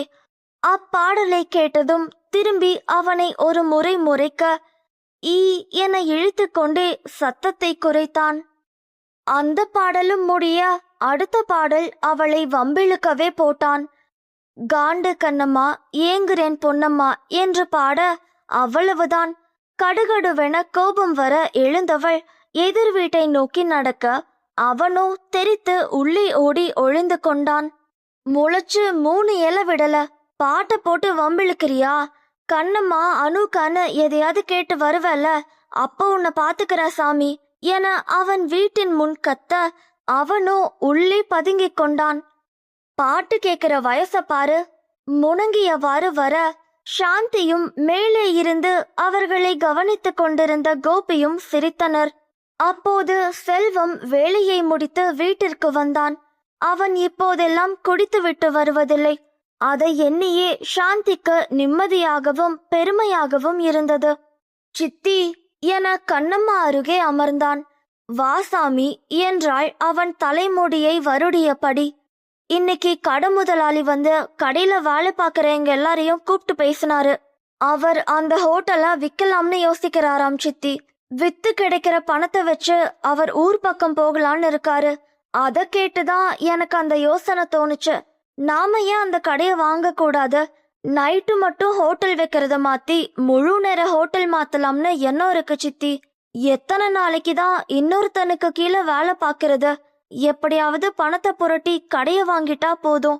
உன் கைப்பக்குவமும் அம்மா கைப்பக்குவத்தை வச்சு கடைய நடத்தினா அமோகமா ஓடும். யோசிச்சு சொல்லு சித்தி, இந்த வாய்ப்பை விட வேணாம்னு மனசு சொல்லுது. நீ என்ன சொல்ற? நானே 5க்கும் 10க்கும் வேலைக்கு போறேன். என்கிட்ட ஏது சாமி பணம்? வேணும்னா நீ கடைய வாங்கு, நான் வந்து வேலை பாக்குறேன். ஆனா என்கிட்ட அவ்வளோ காசெல்லாம் இல்ல சாமி. சொந்தமா ஜான் இடம் கூட இல்லாம இருக்கேன். ஏதோ சம்பாதிக்கிறது, சாப்பிட, வாடகை கொடுக்க, பிள்ளைகளை படிக்க வைக்கன்னு தான் கரையுது. சேமிச்சு வைக்க கூட பத்தல சாமி. இதுல நான் எங்க சாமி அவ்வளோ பணத்துக்கு போக? நீ வேணா முயற்சி பண்ணு சாமி என தன் நிலையை எடுத்து சொன்னாள். வேலை பார்க்கிற வீட்டுல கேட்கலாம்ல சித்தி எனவும், வேணா சாமி, அது சரி வராது. என்னதான் இனிக்க அவங்க பேசினாலும் முதலாளி வர்க்கத்தினரை நம்ப முடியாது சாமி. உதவின்னு வரும்போது நம்மள நம்பவே மாட்டாங்க சாமி. அதுவும் அவ்வளோ பெரிய தொகைக்கு நாம தகுதி இல்லாதது போல பார்ப்பாங்க. என்னால அந்த பார்வையை தாங்க முடியாது சாமி என பயந்து அவள் பின்வாங்க. ஏண்டா செல்வா, உன் தாத்தா உனக்காக வாங்கி போட்ட நிலத்தை விற்க வேண்டியதுதானடா? சாந்தி கேட்க, அந்த நிலத்தை விற்கலாம் முடிவு பண்ணிட்டேமா. ஆனா மீதி பணத்துக்கு எங்க போறதுன்னு தான் யோசிக்கிறேன் என்று குழப்பத்தில் இருந்தான். திருந்தி வாழ்க்கையில் முன்னேற துடிக்கும் தன் மகனாய் நினைக்கும் செல்வத்திற்கு உதவ ஆசைதான். ஆனால் உதவும் நிலையில் அவள் இல்லை. அவளுக்கென போட்ட நகைகள், சீர் செட்டுகள் எல்லாம் வித்தல்லவா குடிச்சான் அந்த அரைக்கிழவன். அவளுக்கு என்று போட்டுக்கொள்ள தங்கம் கூட இல்லை. இத்தனை வருஷமா சம்பாரிச்சதில் பாதி கடனுக்கே செல்ல கடனை எல்லாம் அடைத்துவிட்டு இப்போதுதான் மூச்சே விடுகிறாள். இதில் மேலும் கடன் வாங்கினால் அவள் நிலைமை என்ன ஆகும்? அதுவும் கேட்கும் தொகை லட்சத்தில் இருக்க அவள் வாழ்நாள் முழுவதும் உழைத்தாலும் அடைக்க முடியாத தொகை. தொகை பெரியது என்பதால் இதில் இறங்க பயப்படுகிறாள். இதை கேட்ட கோபிக்கோ யோசனை தோன்ற கண்ணம்மா அறியாதவாறு செல்வத்தை அழைத்து விஷயத்தை அவனிடம் பேசி தன் திட்டத்தை சொல்ல அவன் முகம் சட்டென மலர்ந்தது. அதற்காக இருவரும் பல வேலைகளை அவள் அறியாமல் செய்ய கடவுளோ அவளுக்கு வேறு திட்டத்தை வைத்திருந்தார் போலும். கடவுளின் திட்டம் நிறைவேற அந்த நாளும் வந்தது. நான் திருடல சாமி என மந்திரம் போல சொன்னதை திரும்ப திரும்ப சொல்லி கண்ணம்மா அழுது கரைய இரக்கம் இல்லாத வேலன் அவளை கண்டு ஏளன புன்னகையுடன், அவ பேச்ச கேட்டீங்கல்ல, அதான் உங்க தலையில நல்லா மிளகாய் அரைச்சு உங்களை நம்ப வச்சு செயினை எடுத்து வித்து காசாக்கிட்டு இப்ப நான் எடுக்கலன்னு நல்லவ வேஷம் போட்டுட்டு இருக்கா. போலீஸுக்கு கூப்பிடுங்க, அவங்க இவளை போலீஸ் ஸ்டேஷனுக்கு கூட்டிட்டு போய் முட்டிக்கு முட்டி தட்டி விஷயத்த கறந்துருவாங்க என்றவன் போலீஸை அழைக்கவும் காவல்துறையினர் வந்து கண்ணம்மாவை கைது செய்தனர். அத்தியாயம் 9. பணம் பறித்து குடும்பங்களை நடுத்தெருவில் கொண்டு வந்து குடும்ப தலைவனை காவு வாங்கும் இந்த ஆன்லைன் சூதாட்டத்தில்தான் வேலனும் தன் சொத்துக்களோடு சேர்த்து வேலையையும் இழந்து வீட்டை அடமானம் வைத்து அதை காப்பாற்ற வழியின்றி மாமியார் வீட்டில் குடும்பத்தோடு தங்கியிருக்கிறான். ஆரம்பத்திலிருந்தே ரேகா பலமுறை அவனை எச்சரித்தும் மனைவியின் பேச்சை கணவன் கேட்பதா என்ற கொள்கையை கொண்ட கணவர்கள் ரகத்தை சேர்ந்தவன்தான் வேலன். பணத்தாசையில் சூதாடி அனைத்தையும் இழந்தாலும் மீசையில் மண்ணோட்டவில்லை என்பதை போலதான் இன்னும் அதிகார பாணியில் சுற்றி கொண்டிருக்கிறான் மாமியார் வீட்டில். மருமகன் அல்லவா? புஷ்பா அவளது கணவன் அருணகிரி, மூத்த மகன் ரங்கன், மனைவி வித்யா, பிள்ளைகள் விக்ரம், ஷியாம். புஷ்பாவின் இரண்டாவது மகள் ரேகா, கணவன் வேலன், மகன் அருண், ஆர்த்தி. ரங்கன் அமெரிக்காவில் வேலை செய்யும் ஒரு சாஃப்ட்வேர் இன்ஜினியர். லட்சக்கணக்கில் சம்பாதித்து வீட்டிற்கு அனுப்புகிறான். அருணகிரிக்கு பென்ஷனும் மகனின் சம்பாத்தியமும் போக மேலும் ஊரில் பூர்வீக வீடு 2 இருக்க வாடகைக்கு குடி வைத்திருந்தனர். நிலம், நஞ்சை, புஞ்சை என சொந்த ஊரில் இருக்க பிள்ளைகளின் படிப்பிற்காக இங்கே இருக்கின்றனர். வேலனின் குடும்பமும் அவர்களுக்கு நிகர்தான். அவன் பெங்களூரில் சாஃப்ட்வேர் நிறுவனத்தில் வேலை செய்து வந்தான். அவன் பூர்வீகம் எல்லாம் சிவகங்கைதான். குடும்பத்துடன் பெங்களூரில் வசித்தான். சொந்த பந்தங்கள் மூலம் வந்த வரன். நன்றாக விசாரித்துதான் ரேகாவை கொடுத்தார்கள். நல்லவன்தான், கொஞ்சம் மண்டகணம் அதிகம். தகுதி தராதரம் பார்க்கும் ஆள். மொத்தத்தில் பகட்டாக வாழ்பவன். ஒற்றை மகனாக வளர்ந்தவனுக்கு பெண்கள் என்றால் ஆண்களுக்கு கீழ் என்ற எண்ணம் அதிகமாகவே இருந்தது. மருமகன் என்றால் ராஜாவை போன்று கவனிக்க வேண்டும் என்ற எண்ணம். அதுபோலதான் ரேகா வீட்டில் அவனை தூக்கி வைத்து கொண்டாடுகிறார்கள். ஆனால் தூக்கி போடும் நாள் வெகு தூரம் இல்லை. வேலன் வீடு வேலை என்று இருந்தவன் நண்பனின் தூண்டுதலால் ஆன்லைன் சூதாட்ட வலையில் வீழ்ந்துதான் போனான். முதலில் லாபம் ஈட்டியவனுக்கு மேலும் மேலும் விளையாட தூண்ட லாபத்தை கண்டவன் தொடர் நஷ்டத்தை அனுபவித்து வீடு, வாசல், நகை, பணம், வேலை எல்லாம் இழந்ததுதான் மிச்சம். பிள்ளைகளின் படிப்பு செலவிற்கு கூட பணமின்றி போக தன் தாய் தந்தையிடம் நிலத்தை விற்று பணம் தரும்படி கேட்டான். அவன் நிலையை அறிந்தும் கைவிரித்தனர் அவனது பெற்றோர்கள். அதையும் இழந்து தவிக்கவா என்று சுதாரித்துக் கொண்டனர். ஆனால் கிணற்று தவளையாய் வாழும் ரேகாவின் பெற்றோர்களின் தலையில் மிளகாய் அரைக்க இங்கு வந்துள்ளான். பணம் கேட்டு அறைக்குள் ரேகாவிடம் சண்டை போடும் அவன் வெளியே எதுவும் நடவாதது போல இருந்து கொள்வான். கடன் வாங்கியவர்கள் எல்லாம் கால அவகாசம் கொடுத்து பணத்தை கேட்க நேரடியாக கேட்டால் தன் மானத்திற்கு இழுக்கு என்று ரேகாவிடம் குடைந்துவிட்டு வெளியே நல்லவன் போல நடிக்கிறான். கழுத்து பிடியில் ஒருவன் 50,000 வேண்டி நிற்க வேலனிடம்தான் பணம் இல்லையே. அடகு வைக்க ரேகாவின் நகை கூட இல்லை. வீட்டில் கேட்க சொன்னான். ஏற்கனவே தந்தையும் தமையனும் விஷயம் அறிந்து வாங்கிய கடன்களை ஓரளவு அடைத்துவிட்டு அங்கிருந்து அவர்களை மதுரையில் தன் வீட்டில் தங்க அழைத்து வந்தனர். ரங்கன் வரவில்லை என்றாலும் ஆன்லைன் மூலம் கடனை அடைத்தான். ஆனால் அவர்கள் குடியிருந்த பிளாட்டுக்கு பணம் அதிகம் தேவை என்பதால் அவர்களிடம் கால அவகாசம் கேட்டிருக்கிறார்கள் ரங்கனும் அருணகிரியும். ஆனால் வீட்டில் புஷ்பாவிற்கும் வித்யாவிற்கும் இவை எதுவும் தெரியாது. விடுமுறைக்கு வந்தது போலவே இருக்க மருமகனை ராஜாவை போல நடத்தினார். அவர் விருப்பப்படியே சமைத்தனர். முகம் சுழிக்க விடாதபடி பார்த்து கொண்டனர். சூதாடிய கைகள் சும்மா இருக்குமா?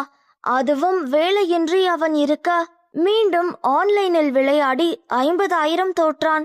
பணத்தை கேட்டு கடன்காரன் கழுத்தை நெரிக்க பணம் கேட்டு ரேகாவை நச்சரித்தான். ஏங்க, எவ்வளவு பட்டும் நீங்க திருந்தவே மாட்டீங்களா? மறுபடியும் கடன் வாங்கி விளையாடி பணத்தை இழந்துட்டு வந்திருக்கீங்க. ஏற்கனவே கடன்ல இருக்க வீட்டை மீட்க முடியாம முழிச்சுட்டு இருக்கோம். இதுல மேற்கொண்டு கடன் வாங்கி விளையாடுறீங்களே, எங்கெங்கே போச்சு உங்க புத்தி? கொஞ்சம் கூட பொறுப்பில்லாம இருக்கீங்களே. கடன்காரன் தொல்லைய தாங்க முடியாம குடும்பத்தோட தற்கொலை பண்ணி சாகிறத தவிர வேற வழி நமக்கு இருந்திருக்காது. என் அண்ணனும் அப்பாவும் இருக்கிறதால இங்க வந்து நல்ல சோறு தின்னுட்டு இருக்கோம். நீங்க மேலும் கடன் வாங்கி அவங்களே வீட்டை விட்டு போன சொல்லும்படி வச்சிடாதீங்க. கொஞ்ச நாள் எதுவும் செய்யாம இருங்க என்றதும் அவனுக்கு சுர்ரென கோபம் வர, என்னடி செஞ்ச உதவிய சொல்லி காட்டுறியா? உன் அம்மா வீட்ல இருந்தா என்னை எதிர்த்து பேசுவியா நீ? எப்பயும் நீ எனக்கு அடங்கிதான் நடக்கணும். குரல் உசந்தது, நான் மனுஷனா இருக்க மாட்டேன். அவளை மிரட்ட, ஐயோ நான் சொல்றத கொஞ்சம் கேளுங்க, மறுபடியும் மறுபடியும் அந்த சாக்கடைக்குள்ள விழாதீங்கன்னு தான் சொல்றேன், இதோட நிறுத்திக்கங்க என்று கெஞ்சலில் ஆரம்பித்து கோபத்தில் முடித்தவளை சட்டென அறைந்து விட்டான். நான் என்ன பண்ணணும்னு நீ எனக்கு சொல்லாத. உன் அப்பா கிட்ட 50,000 கேட்க சொன்னனே, கேட்டியா? அதிகாரமாய் கேட்டான். கன்னத்தில் கை வைத்து நின்றவள் அவனது அதிகார தோரணையை கண்டு எரிச்சல் அடைந்து, ஏங்க உங்களுக்கு கொஞ்சம் கூட உறுத்தலையாங்க? நாம தப்பு பண்ணி நம்ம சொத்தை எல்லாம் இழந்து கடன்ல இருக்கோமே. நம்ம பொண்டாட்டி வீட்டுல தான் எல்லாம் பாக்குறாங்க. அவங்களுக்கு உதவியா இல்லைனாலும் உபத்திரமா இருக்க கூடாதுன்னு தோணலையாங்க உங்களுக்கு? கடனை அடைக்க ஆள் இருக்குன்னு எவ்வளவு வேணா கடன் வாங்கிட்டே இருப்பீங்களா? இந்த முறை அப்பா தர முடியாதுன்னு சொல்லிட்டாரு. இன்னும் கடன் வாங்கிட்டே இருந்தா வீட்டை விட்டு வெளியே போயிடுங்கன்னு சொல்லிட்டாரு. போக நாதி இல்ல. உங்க அம்மா அப்பா வீட்டுல நீங்களும் நானும் வேலைக்காரியா தான் இருக்கணும். உங்களுக்கும் அதான் இஷ்டம்னா வாங்க போலாம். பசங்களுக்கு 3 வேளை சோறு கிடைச்சா போதும். அதுக்காக உங்க அம்மா கிட்ட அசிங்கப்படவும் நான் தயார். நீங்க எப்படி? எதிர்காலத்தை கண்முன் காட்டினாள் அவனுக்கு. கடன் வாங்கி அனைத்தையும் இழந்தும் மாமனார் வீட்டில் ராஜாவாக இருப்பவன் தந்தை வீட்டிற்கு இந்த நிலைமையில் போனால் கண்டிப்பாக வீட்டில் இருக்கும் ஆடு மாடை மேய்க்க சொல்லிவிடுவார் என்றவன் அமைதியாக அமர்ந்து விட்டான். இனியும் நீங்க சூதாட்டம் விளையாடணும், கடன் வாங்கணும்னு நினைச்சா நான் எங்க வீட்டுல சொல்லி மாமியார் மாமனார் வீட்டுக்கு போறேன்னு சொல்லி கிளம்பிடுவேன், பாத்துக்கோங்க என மிரட்டி விட்டு செல்லும் மனைவியை ஒன்னும் சொல்ல முடியாத நிலையில் கோபமாக இருந்தான். இனி விளையாடாமல் இருந்தாலும் கழுத்து பிடியில் இருக்கும் கடன்காரனிடம் என்ன சொல்வதென்று குட்டி போட்ட பூனை போல் நடந்து கொண்டிருந்தான். ரேகாவோ தந்தையிடம் பேசி இதுதான் கடைசி, இனி இது போல பண்ண மாட்டார் என்று தந்தையிடம் கெஞ்சி கடனை அடைக்க கோர கால அவகாசம் கேட்டிருந்தார். மகனிடமும் கேட்க முடியாது. ஏற்கனவே அவன் நிறைய செய்து விட்டான். இதையும் சொன்னால் கோபத்தில் மகளையும் மருமகனையும் வெளியே போக சொல்லுவான். மகளையும் விட்டு கொடுக்க முடியவில்லை. மகனும் வேண்டும் என்பதால் கொஞ்சம் பொறுமையா இருக்க சொல்லு என்றார். அவளும் சரி என்று கடன்காரனிடம் பேசலாம் என்று இருந்தாள். ஆனால் அதற்குள் முந்திக் கொண்டான் வேலன். அறைக்குள்ளேயே நடந்தவன் ஏதோ யோசனையாக வெளியே வர அவன் கண்ணில் பட்டது வித்யா தன் வளையல் காதில் போட்ட 2 ஜிமிக்கி, மேலும் கழுத்தில் அணிந்திருந்த தட்டையான அதிக எடையுள்ள செயினை எல்லாம் கழட்டி டிரெஸ்ஸிங் டேபிளில் வைக்க, உள்ளே பெருக்க சென்ற கண்ணம்மாவின் அதட்டலில் கபோர்டை திறந்து உள்ளே வைத்து பூட்டி சாவியை அதிலேயே வைத்துவிட்டு குளிக்க சென்றாள். கண்ணம்மா குப்பையை எடுத்துக்கொண்டு கீழே போட சென்றாள். ரேகா அடுப்படியில் இருக்க வீட்டில் யாரும் இல்லாததால் வித்யாவின் நகைகளை எடுத்துக்கொண்டு தன் அறைக்கு வந்து கவரில் பத்திரமாக வைத்து வயிற்றில் சொருகிவிட்டு வெளியே வந்தான். ரேகா, நான் வெளியே போயிட்டு வரேன் என்றான்.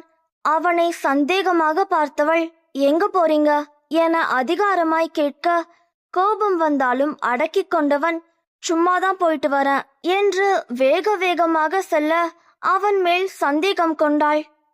கண்ணம்மா ரேகாவுடன் சொல்லிக்கொண்டு இன்னொரு வீட்டிற்கு சென்றாள். பிள்ளை பிறந்த வீடு, குழந்தையை குளிப்பாட்ட, இதர வேலை செய்ய என அவர்கள் கேட்க ஒத்துக்கொண்டாள். அந்த குழந்தையுடன் இருப்பது அலாதி சந்தோஷம். 3 நாட்களாக சென்று கொண்டிருக்கிறாள். நகை எடுத்து வந்தவன் பக்கத்தில் இருக்கும் அடகு கடையில் அடகு வைக்காமல் தூரமாக சென்று அடகு வைத்தான். ஆனால் அவனது கெட்ட நேரம். அடகு வைக்க சென்ற இடம் வித்யாவின் சித்தப்பா கடையில். அவருக்கு அவனை தெரியும், ஆனால் அவனுக்கு அவரை தெரியவில்லை. அவரிடம் பேசலாம் எனும் போதே அவன் அவசரமாக இருக்க, பிறகு வித்யாவிடம் கேட்டுக்கொள்ளலாம் என்று அவன் எதிர்பார்த்த பணத்தை கொடுக்க நன்றி நவிழ்ந்து விட்டு சென்றவன் வங்கிக்கு சென்று பணத்தை தன் அக்கவுண்டில் போட்டு கடன்காரனுக்கு அலைபேசி வழியே பணத்தை மாற்றிவிட்ட பின்பே ஆயாசமாக வீட்டுக்கு வந்தான். வீடே நிசப்தமாக இருக்க விஷயம் இன்னும் தெரியவில்லை என்று உள்ளுக்குள் சிரித்து கொண்டான். வித்யா நகைகளை அணியாமல் இருக்க ரேகா அவளிடம் நகையை போட சொன்னாள். வித்யா தன் அறைக்கு சென்றவள் நகையை தேட காணவில்லை. பதறிப்போய் அனைத்து நகையும் இருக்கிறதா என்று பார்க்க அதெல்லாம் இருந்தது. அவள் அன்றாடம் அணியும் நகைகளை தான் காணவில்லை. வேகமாக வந்தவள், அத்தா, என் நகைய காணோம் என்று பதற்றமாக சொன்னாள். என்னம்மா சொல்ற, காணமா, எங்க வச்ச என்று அவள் அறைக்குள் சென்று மூவரும் அலசினர். கிடைக்கவில்லை. எனக்கென்னமோ நகையை யாரோ திருடி இருக்காங்கன்னு தோணுதத்த என்றதும் மூவரும் விழித்தனர். யாரு மாப்பிள்ள திருடி இருப்பா? வேற யாரு, கண்ணம்மாதான். கடைசியா அவதான் வித்யா ரூம்ல இருந்து வந்தா, அவளாதான் இருக்கும் என்றான். இல்ல இல்ல, அவங்க எடுக்க வாய்ப்பே இல்ல. அவங்க அப்படி திருடி இருக்க மாட்டாங்க. என்கிட்டயே பல தடவை நகையை இப்படி வைக்காதன்னு சொல்லுவாங்க. இன்னைக்கு கூட அவங்க சொல்லிதான் கபோர்டுக்குள்ள நகைய வச்சேன். அவங்க எடுக்க வாய்ப்பே இல்ல. வித்யா அடித்து சொல்ல, நீ நகைய உள்ள வைக்கிறத அவ மட்டும்தான் பாத்திருக்கா. அவளை தவிர இங்க யாருக்குமே நீ எங்க நகைய வச்சிருந்தன்னு தெரியாது. அப்ப அவதான் எடுத்திருப்பா. கண்ணம்மா மேல் பழி விழுக அகட விகடமாய் பேசினான். இல்ல அண்ணா, நிச்சயமா கண்ணம்மா எடுத்திருக்க மாட்டாங்க வித்யா உறுதியாக கூற, அப்போ இங்க இருக்கவங்க தான் எடுத்தாங்கன்னு சொல்ல வரியா வித்யா? என்ன அத்தா இதெல்லாம்? வேலைக்காரி மேல நம்பிக்கை இருக்கு, ஆனா இவளுக்கு நம்ம மேல நம்பிக்கை இல்லாத மாதிரி பேசுறா. இதெல்லாம் நல்லா இல்ல சொல்லிட்டேன் என்றதும் புஷ்பா வித்யாவின் அருகே சென்றவர், வித்யா, ஒரு வாட்டி நல்லா தேடி பாருமா, உள்ள இருக்க போகுது எனவும் வித்யாவும் ரேகாவும் மீண்டும் சென்று அலசிவிட்டு நகை இல்லை என்று வந்தனர். அந்த கண்ணம்மாவை வர சொல்லி விசாரிங்க, உண்மை தானா வெளியே வரும். உங்க 2 பேரையும் நல்லவ மாதிரி ஏமாத்தி நேரம் பார்த்து நகைய திருடிட்டா. நீங்களும் அவ மேல சந்தேகப்படாம வீட்டுல இருக்கவங்கள சந்தேகப்படுறீங்க. உங்களை நம்ப வைக்க நல்லாவே வேஷம் போட்டிருக்கா. நீங்க வேணா போன் போடுங்க, போன் எடுக்க மாட்டா.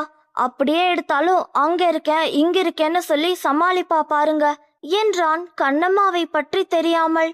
வித்யா, கண்ணம்மாவை கூப்பிடு புஷ்பா சொல்ல, வித்யாவும் கண்ணம்மாவை அழைக்க 10 நிமிடத்தில் வருவதாக சொல்லி போனை வைத்தாள்.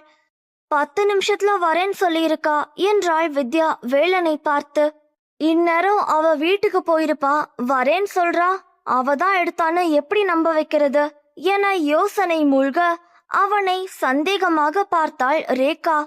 கண்ணம்மாவும் முகத்தில் எந்த பயமும் பதற்றமும் இல்லாமல் வந்தாள். என்ன சாமி, என்னாச்சு, எதுக்கு கூப்பிட்டீங்க என கேட்டவளிடம் பதில் சொல்ல முடியாமல் தலை குனிந்து நின்றனர். என்ன சாமி, எதுக்கு கூப்பிட்டீங்க? நீதான வித்யாவோட நகைய திருடின, எங்கடி அந்த நகை எனவும் அவள் தலையில் இடியை இறக்கியது போல இருந்தது. சாமி, இந்த சாமி என்ன சொல்லுது? வித்யாவை பார்த்து கேட்டாள் கண்ணம்மா. நீ நடிச்சது போதுண்டி, இவங்க வேணா உன்னை நம்பலாம், ஆனா நான் நம்ப மாட்டேன். அந்த நகையை திருடி எவன் கிட்ட கொடுத்த? நகை அடகு வச்சானா இல்ல வித்துட்டானா? என்னதான் நீ வேலைக்காரியா இருந்தாலும் உன்னை எங்க அத்தை வேலைக்காரியாவா பார்த்தாங்க? அவங்கள எப்படி ஏமாத்த உனக்கு மனசு வந்துச்சு? அத்தை, இவளை சும்மா விடக்கூடாது, போலீஸ்ல பிடிச்சு கொடுக்கணும். இருங்க, போலீஸுக்கு ஃபோன் பண்றேன் என்றவன் போனில் அவர்களை அழைத்தான். சாமி, நான் எடுக்கல, என்ன நம்புங்க சாமி. இத்தனை வருஷத்துல இது போல நடந்திருக்கா சாமி?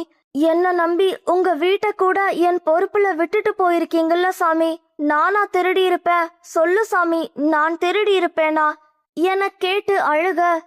அவள் அழுகையை கண்ட வித்யா, புஷ்பா, ரேகா இரக்கம் கொள்ள வேலனுக்கோ எங்கே அவளை நம்பி அவர்கள் பார்வை தன்மேல் திரும்பிடுமோ என அஞ்சினான். கண்ணம்மா அப்படி செய்றவ இல்ல மாப்பிள. புஷ்பாவும் அழுக. வேலைக்காரி மேல இவ்வளவு நம்பிக்கையும் பாசமும் வச்சா அவ திருடாம என்ன பண்ணுவா என இலக்காரமாக கேட்க, கோபம் கொண்ட கண்ணம்மா எழுந்து அவன் அருகில் சென்று, நீ பாத்தியா சாமி நான் எடுத்தத? நீ பாத்தியா? உனக்கு என்ன சாமி தெரியும் என்ன பத்தி?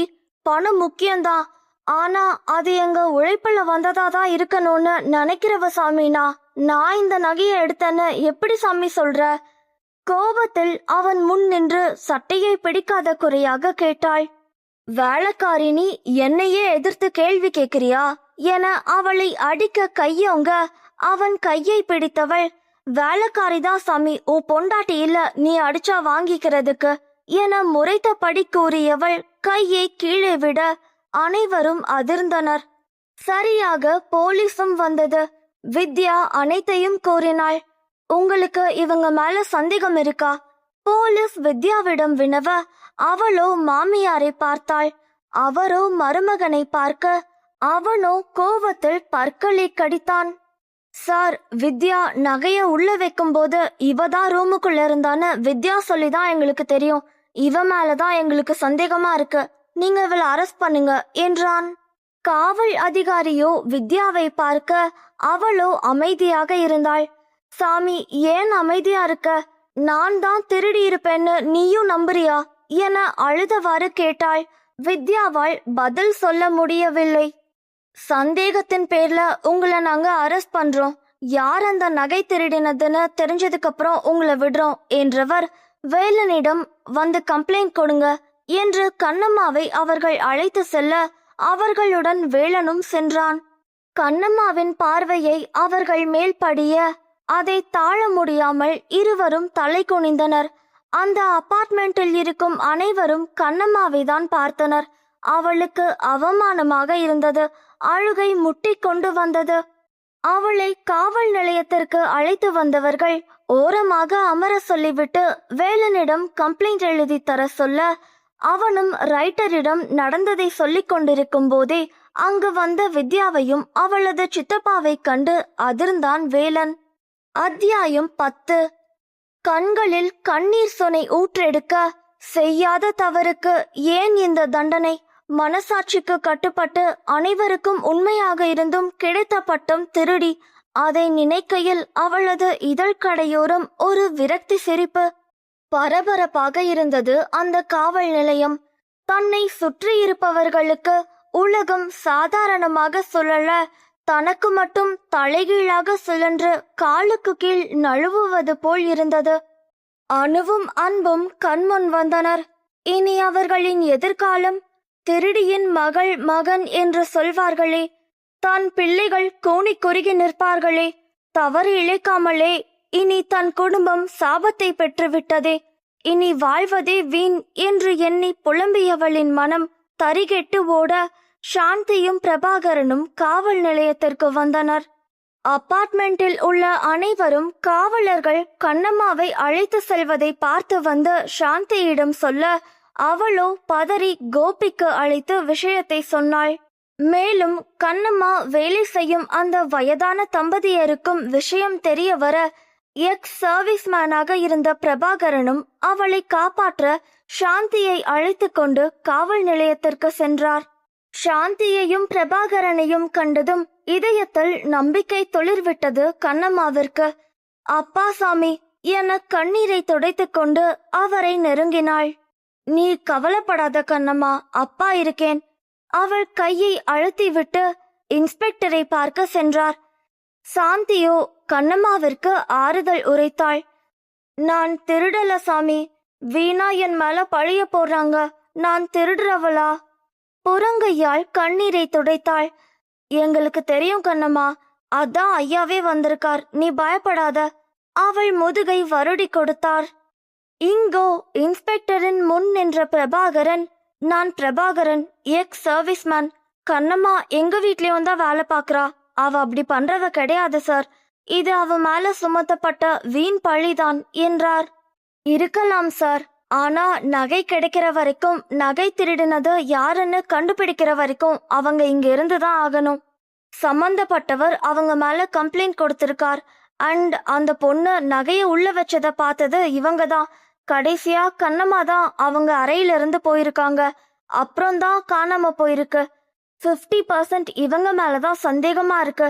இப்போ அவங்கள அனுப்ப முடியாது சார் என்று திட்டவட்டமாக சொல்ல, ஓகே சார் என்று வெளியே தலை குனிந்தபடி வந்தார். என்னாச்சு ஐயா? சாந்தி அவர் முகத்தில் இருந்த சோகத்தை கண்டு கேட்டார். அவர் இன்ஸ்பெக்டர் சொன்னதை சொல்ல கண்ணம்மாவிற்கு மேலும் அழுகை கூடியது. கோபி தனது வக்கீல் நண்பனுடன் வந்தான். இருவருமாக உள்ளே சென்று இன்ஸ்பெக்டரை சந்திக்க சென்றனர். அனாதை கழுதான்னு நினைச்சா இவளை வெளியெடுக்க அடுத்தடுத்து ஆள் வந்துட்டே இருக்கு. இவளுக்கு ஆள் பழக்கம் அதிகம்தான் போல. ஐயோ, இவ பண்ணலன்னு தெரிஞ்சா அவங்க கண்ணெல்லாம் நம்ம பக்கம் திரும்புமே என எண்ணியபடி உள்ளுக்குள் பயந்து கொண்டிருந்தான் வேலன். ஆளுக்கு ஒவ்வொரு மூலையில் அமர்ந்து கண்ணம்மாவை பற்றியே எண்ணிக்கொண்டிருந்தனர். வித்யாவிற்கு அவள் சித்தப்பாவிடமிருந்து போன் வந்தது.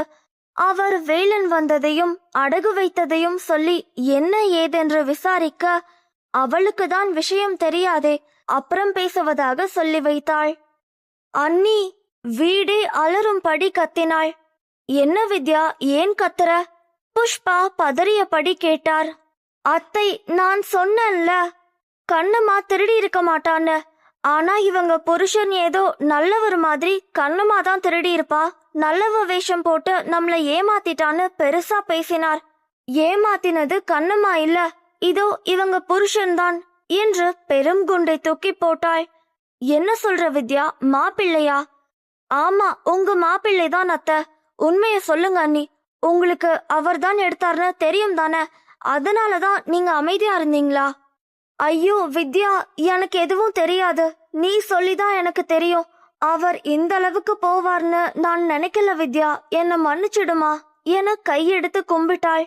வித்யா, மாப்பிள்ளை தான் எடுத்தார்னு உனக்கு எப்படி தெரியும் என புஷ்பா அவளிடம் வினவ, அவளோ தன் சித்தப்பா கூறியதை கூறினாள். சம்மந்தி முன் அசிங்கப்பட்டதை எண்ணி வெகுண்டார். ஏண்டி, திருடி அடகு வைக்கிற அளவுக்கு உங்களுக்கு அப்படி என்னடி பண தேவை? சொல்லுடி சொல்லு. ரேகாவை அவர் உலுக்கினார். அவளோ முகத்தை மறைத்து கொண்டு அழுதவள் அவர்கள் நிலையை சொல்லி அழுக இருவரும் அதிர்ந்தனர். இவ்வளவு நடந்திருக்கு, எங்க கிட்ட ஒரு வார்த்தை கூட சொல்லலையேடி நீங்க. வீட்ல வேலைக்கு போகாம இருக்கிறதுனால எங்களை ஒரு மனுஷியா மதிக்க மாட்டீங்களோ? கோபமாக புஷ்பா கத்தினார். அவர் கரம் பற்ற வந்த ரேகாவின் கையை தட்டிவிட்டு கடிந்து கொண்டார் மகளை. இதுக்கு மேல பொறுத்துக்க முடியாத, நான் போய் போலீஸ் கிட்ட உண்மையை சொல்ல போறேன் என்று வித்யா கிளம்ப, வேணா வித்யா, என் மக வாழ்க்கைய நினைச்சு பாருமா என புஷ்பா கெஞ்சினார். உங்க மக வாழ்க்கை மட்டும்தான் தெரியுதா அத்தை? அந்த கண்ணம்மா பத்தி ஏன் அத்தை நினைக்க மாட்டீங்க? உங்க பொண்ணுக்கு புருஷன் கூட இல்லைனாலும் நாம இருப்போம், ஆனா கண்ணம்மாக்கு யார் இருக்கா? அவங்க பிள்ளை அங்க அனாதையா நிற்பாங்களே, அந்த பாவம் நம்மளதான் சேரும் என்றாள் கோபமாக. அம்மா, வித்யாவை தடுக்க வேணாம், அவ போகட்டும், அவர் பண்ண தப்புக்கு தண்டனை அனுபவிக்கட்டும், நீ போய் கண்ணம்மாவை காப்பாத்து வித்யா என்றாள். இருவரையும் பார்த்தவள் அங்கிருந்து கிளம்பினாள். தனது சித்தப்பாவையும் காவல் நிலையம் வர சொல்லி இருந்தாள். வக்கீல் மூலம் பேச்சுவார்த்தை உள்ளே நடக்க வித்யாவும் அவளது சித்தப்பாவும் விரைந்தனர். அவர்கள் இருவரையும் கண்ட பின் அவன் இதயம் படபடக்க வித்யாவின் அருகில் வந்தவன், வீட்டுக்கு போ வித்யா என்று அதிகாரம் செய்தவனை முறைத்தவள் இன்ஸ்பெக்டரை சந்திக்க தன் சித்தப்பாவோடு உள்ளே சென்று உண்மை அனைத்தையும் சொன்னாள். சார், நான் அவர் மேல கம்ப்ளைண்ட் கொடுக்கறேன், ஆக்ஷன் எடுங்க என்றாள் வித்யா. டேமிட், என்னம்மா அந்த அப்பாவி பொண்ணு மேல பழிய போட்டு தப்பிக்க பார்த்திருக்கான். அவனை சும்மா விடக்கூடாது, நீங்க கம்ப்ளைண்ட் எழுதி கொடுங்க, நான் அவனை கவனிச்சுக்கிறேன் என்றவர் கோபியின் புறம் திரும்பி, சார் நீங்க அவங்கள கூட்டிட்டு போலாம் என்றார்.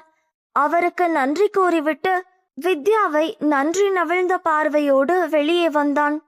வெளியே வந்த இன்ஸ்பெக்டர், கான்ஸ்டபிள் இவங்கள விட்டுருங்க, கண்ணம்மாவை பார்த்து கூறியவர், ரைட்டர் இவங்க கிட்ட கம்ப்ளைண்ட் எழுதி வாங்கிடுங்க என்றவர், உனக்கு இருக்குடா என்று வேலனை ஜெயிலில் அடைத்து விட்டு சென்றார்.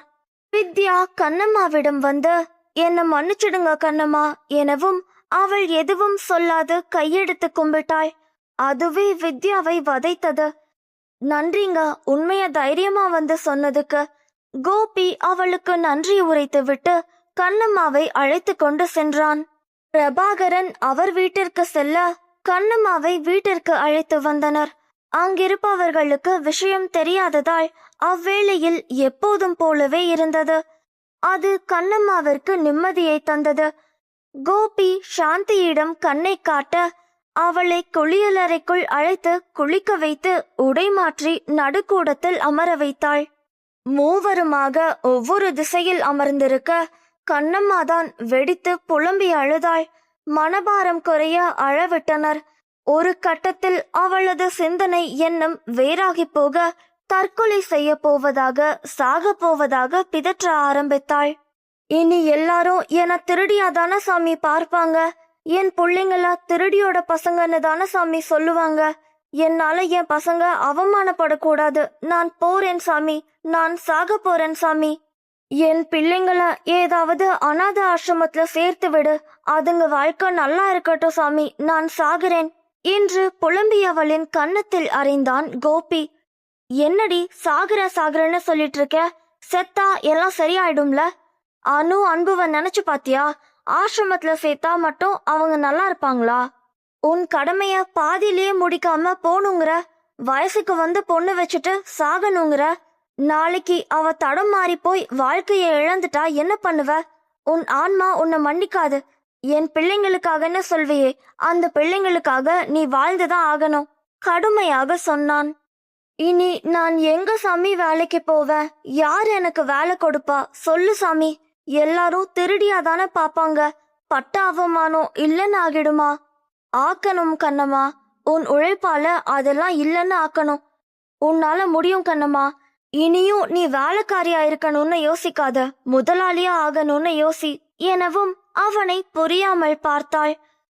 இப்போ சாப்பிட்டு தூங்கு கண்ணம்மா, நைட் பேசிக்கலாம் என்று எழுந்தவன், அக்கா சாப்பிட கொடுங்க, நீங்களும் சாப்பிடுங்க, கூடவே இருங்க சொல்லிவிட்டு தன் வீட்டிற்கு சென்றான். வேண்டாம் என்று மறுத்தவளை உண்ண வைத்து உறங்க வைத்து உடன் இருந்தார். மாலை அணுவும் அன்புவும் வர அவர்களை கண்டதும் தான் செய்ய இருந்த தவறு அவளுக்கு குத்தி காட்ட ஊமையாக அழுதாள் உள்ளுக்குள். இரவு வரை உள்ளே இருந்தவள் அவர்கள் உறங்கிய பின் படிகளில் வந்தமர்ந்தாள். 4 படி இடைவெளி விட்டு வந்து அமர்ந்தான் கோபி. இருவருக்கும் நடுவே அமைதி காத்து வீசியது. அதை கலைத்தான் கோபி. எங்க அம்மா அவங்க மருமகளுக்காக சேர்த்து வச்ச நகை சும்மாதான் இருந்துச்சு, அதை அடகு வச்சு செல்வம் சொன்ன கடைய நானே வாங்கிட்டேன் கண்ணம்மா. அங்க நீயும் செல்வமும் சேர்ந்து ஹோட்டல் ஆரம்பிங்க. எப்படியும் என் பணத்தை நீ வாங்க போறதில்ல, அதான் நான் இப்படி யோசிச்சேன். மாசம் மாசம் வாடகை கொடு, வாங்கிக்கிறேன். நீ வேலைக்காரி கண்ணம்மா இல்ல, முதலாளி கண்ணம்மாவா இருக்கணும் எனவும் அவனை ஆச்சரியமாக பார்த்தாள். என்னால முடியுமா சாமி? என் கண்ணம்மா வாழணும்னு வைராகியம் கொண்டவ, அவளால எல்லாம் முடியும் எனவும் இன்றைய நாளில் நிகழ்வை எண்ணி தலை குனிந்தாள்.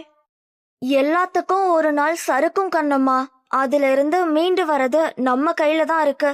உன்னால முடியும் கண்ணம்மா, அதிலிருந்து வெளியே வா, உனக்கு துணையா நாங்க இருக்கோம், யோசிச்சு முடிவெடு என்றான். அவள் முகத்தில் தயக்கம் இருக்க அதை புரிந்தவன், கவலைப்படாத கண்ணம்மா, இத வச்சு உன்னை கார்னர் பண்ண மாட்டேன். ஒரு புருஷனா இருக்க முடியலனாலும் கண்டிப்பா ஒரு தோழனா உன்னோட இருப்ப என்று உத்தரவாதம் கொடுத்து விட்டு சென்றான். அவனை பொறுத்தவரை அன்னையின் ஆசை அந்த நகை தன் மருமகளுக்கு செல்ல வேண்டும் என்பதுதான். தன் மனைவியான அம்மாவின் மருமகளான கண்ணம்மாவிற்கு ஏதோ வகையில் பயன்படும்படி செய்துவிட்டான். தன் தாயிடம் அந்த நகைகளை மருமகளுக்கே கொடுத்ததாக சொல்லிக் கொண்டான். மறுநாள் புது விடியலாக அனைவருக்கும் இருந்தது. கண்ணம்மா அடுத்து என்ன செய்வதென்று தீர்மானம் எடுத்துக்கொண்டாள். புஷ்பாவும் அவளது குடும்பமும் கண்ணம்மாவிடம் வந்து மன்னிப்பு கேட்டு வேலைக்கு வர அழைக்க, அவளோ அவர்களிடம், இனி நான் வேலைக்காரி கண்ணம்மா இல்ல, முதலாளி கண்ணம்மா, ஹோட்டல் வைக்க போற சாமி என்று கர்வமாக சொல்ல, அவர்களும் அதை கேட்டு சந்தோஷமாகவே அங்கிருந்து சென்றனர். அவளது முடிவை கேட்டு அனைவரும் மகிழ்ச்சியில் இருந்தனர். அடுத்தடுத்து வந்த நாட்களில் வேலைகள் துரிதமாக நடக்க ஹோட்டல் திறப்பு விழாவும் வந்தது. பிரபாகரனை வைத்து திறந்தனர். முழு மூச்சாக தன் உழைப்பை கொட்டி தேவையான லாபத்தை ஈட்டினர் கண்ணம்மாவும் செல்வாவும். பொது தேர்விற்காக அனுவும் அன்பும் படிக்க கோபி அவர்களுக்கு உதவியாக ஒரு வழிகாட்டியாக மாறிப்போனான். செல்வமும் குடியை அறவே வெறுத்து பொறுப்பாக கண்ணம்மாவுடன் இணைந்து ஹோட்டலை அடுத்த கட்டத்திற்கு எடுத்து செல்ல உழைக்கிறான். சாந்தி தன் மகனை எண்ணி கர்வம் கொள்ளாத நாளே இல்லை. புதிதாக வேலைக்கு சேர்ந்த பெண்ணிடம் தவறாக நடக்க முயன்று தாயிடம் செருப்படி வாங்கிய பின்புதான் திருந்தினான் சந்திரன். வேலனை சிறையில் இருந்து வெளியே எடுக்க ரேகா தாய் வீட்டில் சுரண்டியது போதும் என்று அவனை அழைத்து கொண்டு மாமியார் வீட்டிற்கு சென்று விட்டாள். கண்ணம்மாவோ தனக்கு இப்போதுதான் விடிவு காலம் பிறந்ததாக எண்ணினாள். முகத்தில் எதிர்காலத்தை எண்ணிய பயமும் கவலையும் மறைந்து மகிழ்ச்சியோடும் தன்னம்பிக்கையோடும் வலம் வந்தாள். அன்று இரவு அந்த ஏகாந்த வேளையை கண்ணம்மா சுகிக்க கோபி வழக்கம் போல இடைவெளி விட்டு அமர்ந்தான். முதலாளி அம்மா முகத்துல மகிழ்ச்சி தாண்டவமாடுதே, என்னவாம் என உண்மை காரணத்தை அறிந்து கேலி இழையோட கேட்டவனை செல்லமாக முறைத்தவள் பொங்கி வந்த சிரிப்பை அடக்கியபடி, தெரிஞ்சுக்கிட்டே கேக்குறியே சாமி. தெரியல கண்ணம்மா, சொல்லு என ஆர்வத்தோடு கேட்டான். அவளும் மனம் திறந்து அவனிடம் பேசினாள். விடிவு காலம் எனக்கும் பிறந்துருச்சு சாமி. தினமும் பழைய வாழ்க்கைய நினைச்சு எதிர்காலத்தை எண்ணி அழுதுட்டே இருப்ப. ஆனா இப்போ அழுக வரல சாமி. எல்லாத்தையும் துணிஞ்சு பார்க்கலாம், ஒரு கை பார்க்கலான்னு தோணுது சாமி. முடிஞ்ச அளவுக்கு உழைப்போம், உள்ளுக்குள்ள சொல்லிக்கிட்டே இருக்கேன். அதுவே உற்சாகத்தை கொடுக்குது சாமி. முக்கியமா படுத்ததும் தூங்கிடுற சாமி. இதுக்கு நீதான் சாமி காரணம். உனக்கு நன்றி சொன்னாலும் பத்தாது சாமி. கண்ணீர் ததும்ப நவிழ்ந்தாள் அவளது நன்றியை. என்ன கண்ணம்மா நீ? என் தோழிக்கு நான் என்னால முடிஞ்ச உதவி செஞ்சேன், அவ்வளோதான். மத்தபடி எல்லாம் உன் உழைப்புதான். இது போல நீ எப்பயும் இருக்கணும் கண்ணம்மா, எனக்கு அது போதும். ரொம்ப நாளா உன் முகத்துல தொலைஞ்சு போயிருந்த சந்தோஷம் இப்பதான் கிடைச்சிருக்கு. அதுவும் கடைசியா நீ பரீட்சை முடிஞ்சு என்கிட்ட வந்து குதிச்சியே, அப்போ இருந்த கண்ணம்மாவை பார்த்தது போல இருந்தது என அதை ஞாபகப்படுத்த அவள் முகம் மாறியது. அதற்கு பிறகே அவன் சொன்ன வார்த்தைகளின் அர்த்தம் புரிய அவனும் அமைதியாக இருந்தான். அந்த நாளுக்கு பிறகுதான் கண்ணம்மாவின் நிலையே மாறிப்போனது. அன்று காதலை சொல்லாமல் இருந்திருந்தால் இவளுக்கு இந்த நிலை வந்திருக்காது என்று அவனும் குற்ற உணர்வில் தொண்டை அடைக்க அமர்ந்திருந்தான். சாமி, அவள் அழைக்க தலையை தூக்கி அவளை பார்த்தாள். என் வாழ்க்கைதான் மாறிடுச்சே சாமி. நீ உனக்குன்னு ஒரு வாழ்க்கை துணையை தேர்ந்தெடுத்து வாழ சாமி. உன்னை இப்படி பார்க்க முடியல என்னால, குரல் கமர சொன்னாள். என்னால உன் இடத்துல வேற பொண்ணை வச்சு பார்க்கவோ வாழவோ முடியாது கண்ணம்மா. உன்னை இன்ன வரைக்கும் என் மனைவியா தான் நினைக்கிறேன். இன்னொருத்தன் மனைவியா மனசுல நினைக்கிறது தப்புன்னு நீ சொல்லலாம். ஆனா உன்னை எப்ப பார்த்தனோ அப்பவே உன்னை மனைவியா பார்க்க ஆரம்பிச்சிட்டேன். சோ அது தப்பில்ல. அன்புக்கு அணுவுக்கு உனக்கும் துணையா இருக்கிறது போதும். 3 வேளை உன் கையால சாப்பிடுறது, நைட் தூங்க போறப்ப நீ என்ன பார்த்து சிரிக்கிற சிரிப்பு போதும் கண்ணம்மா. இதுக்கு மேல எதுவும் வேணாம். நான் சந்தோஷமா இருக்கேன். ஆனா எனக்கு ஒரு ஆசைதான் கண்ணம்மா என்றான். அவள் அவனை ஆர்வமாக பார்த்தாள். எந்த வயசுல என் சாவுன்னு எனக்கு தெரியாது. நான் சாகும்போது தோழியா ஒரு உறவா உன் மடிய கொடு போதும் கண்ணம்மா என்றான் அவள் முகம் பார்த்து. அவளோ உதட்டை கடித்து தன் அழுகையை கட்டுப்படுத்த அரும்பாடுபட்டாள். நான் ஒன்னு கேட்கவா கண்ணம்மா? என்ன சாமி என அவள் நிமிர்ந்தாள். உனக்கு என் மேல ஒரு நாளாவது காதல் வந்ததா கண்ணம்மா? எனக்கு தெரிஞ்சுக்கணும்னு ஆசை என்றான். அவளது சிதம்பர ரகசிய அறையை இன்றுதான் அவனுக்காக திறந்து பதில் தந்தாள். உன்னை எனக்கு பிடிக்கும் சாமி. உன்னை என் புருஷனா நினைச்சு வாழ்ந்திருக்க.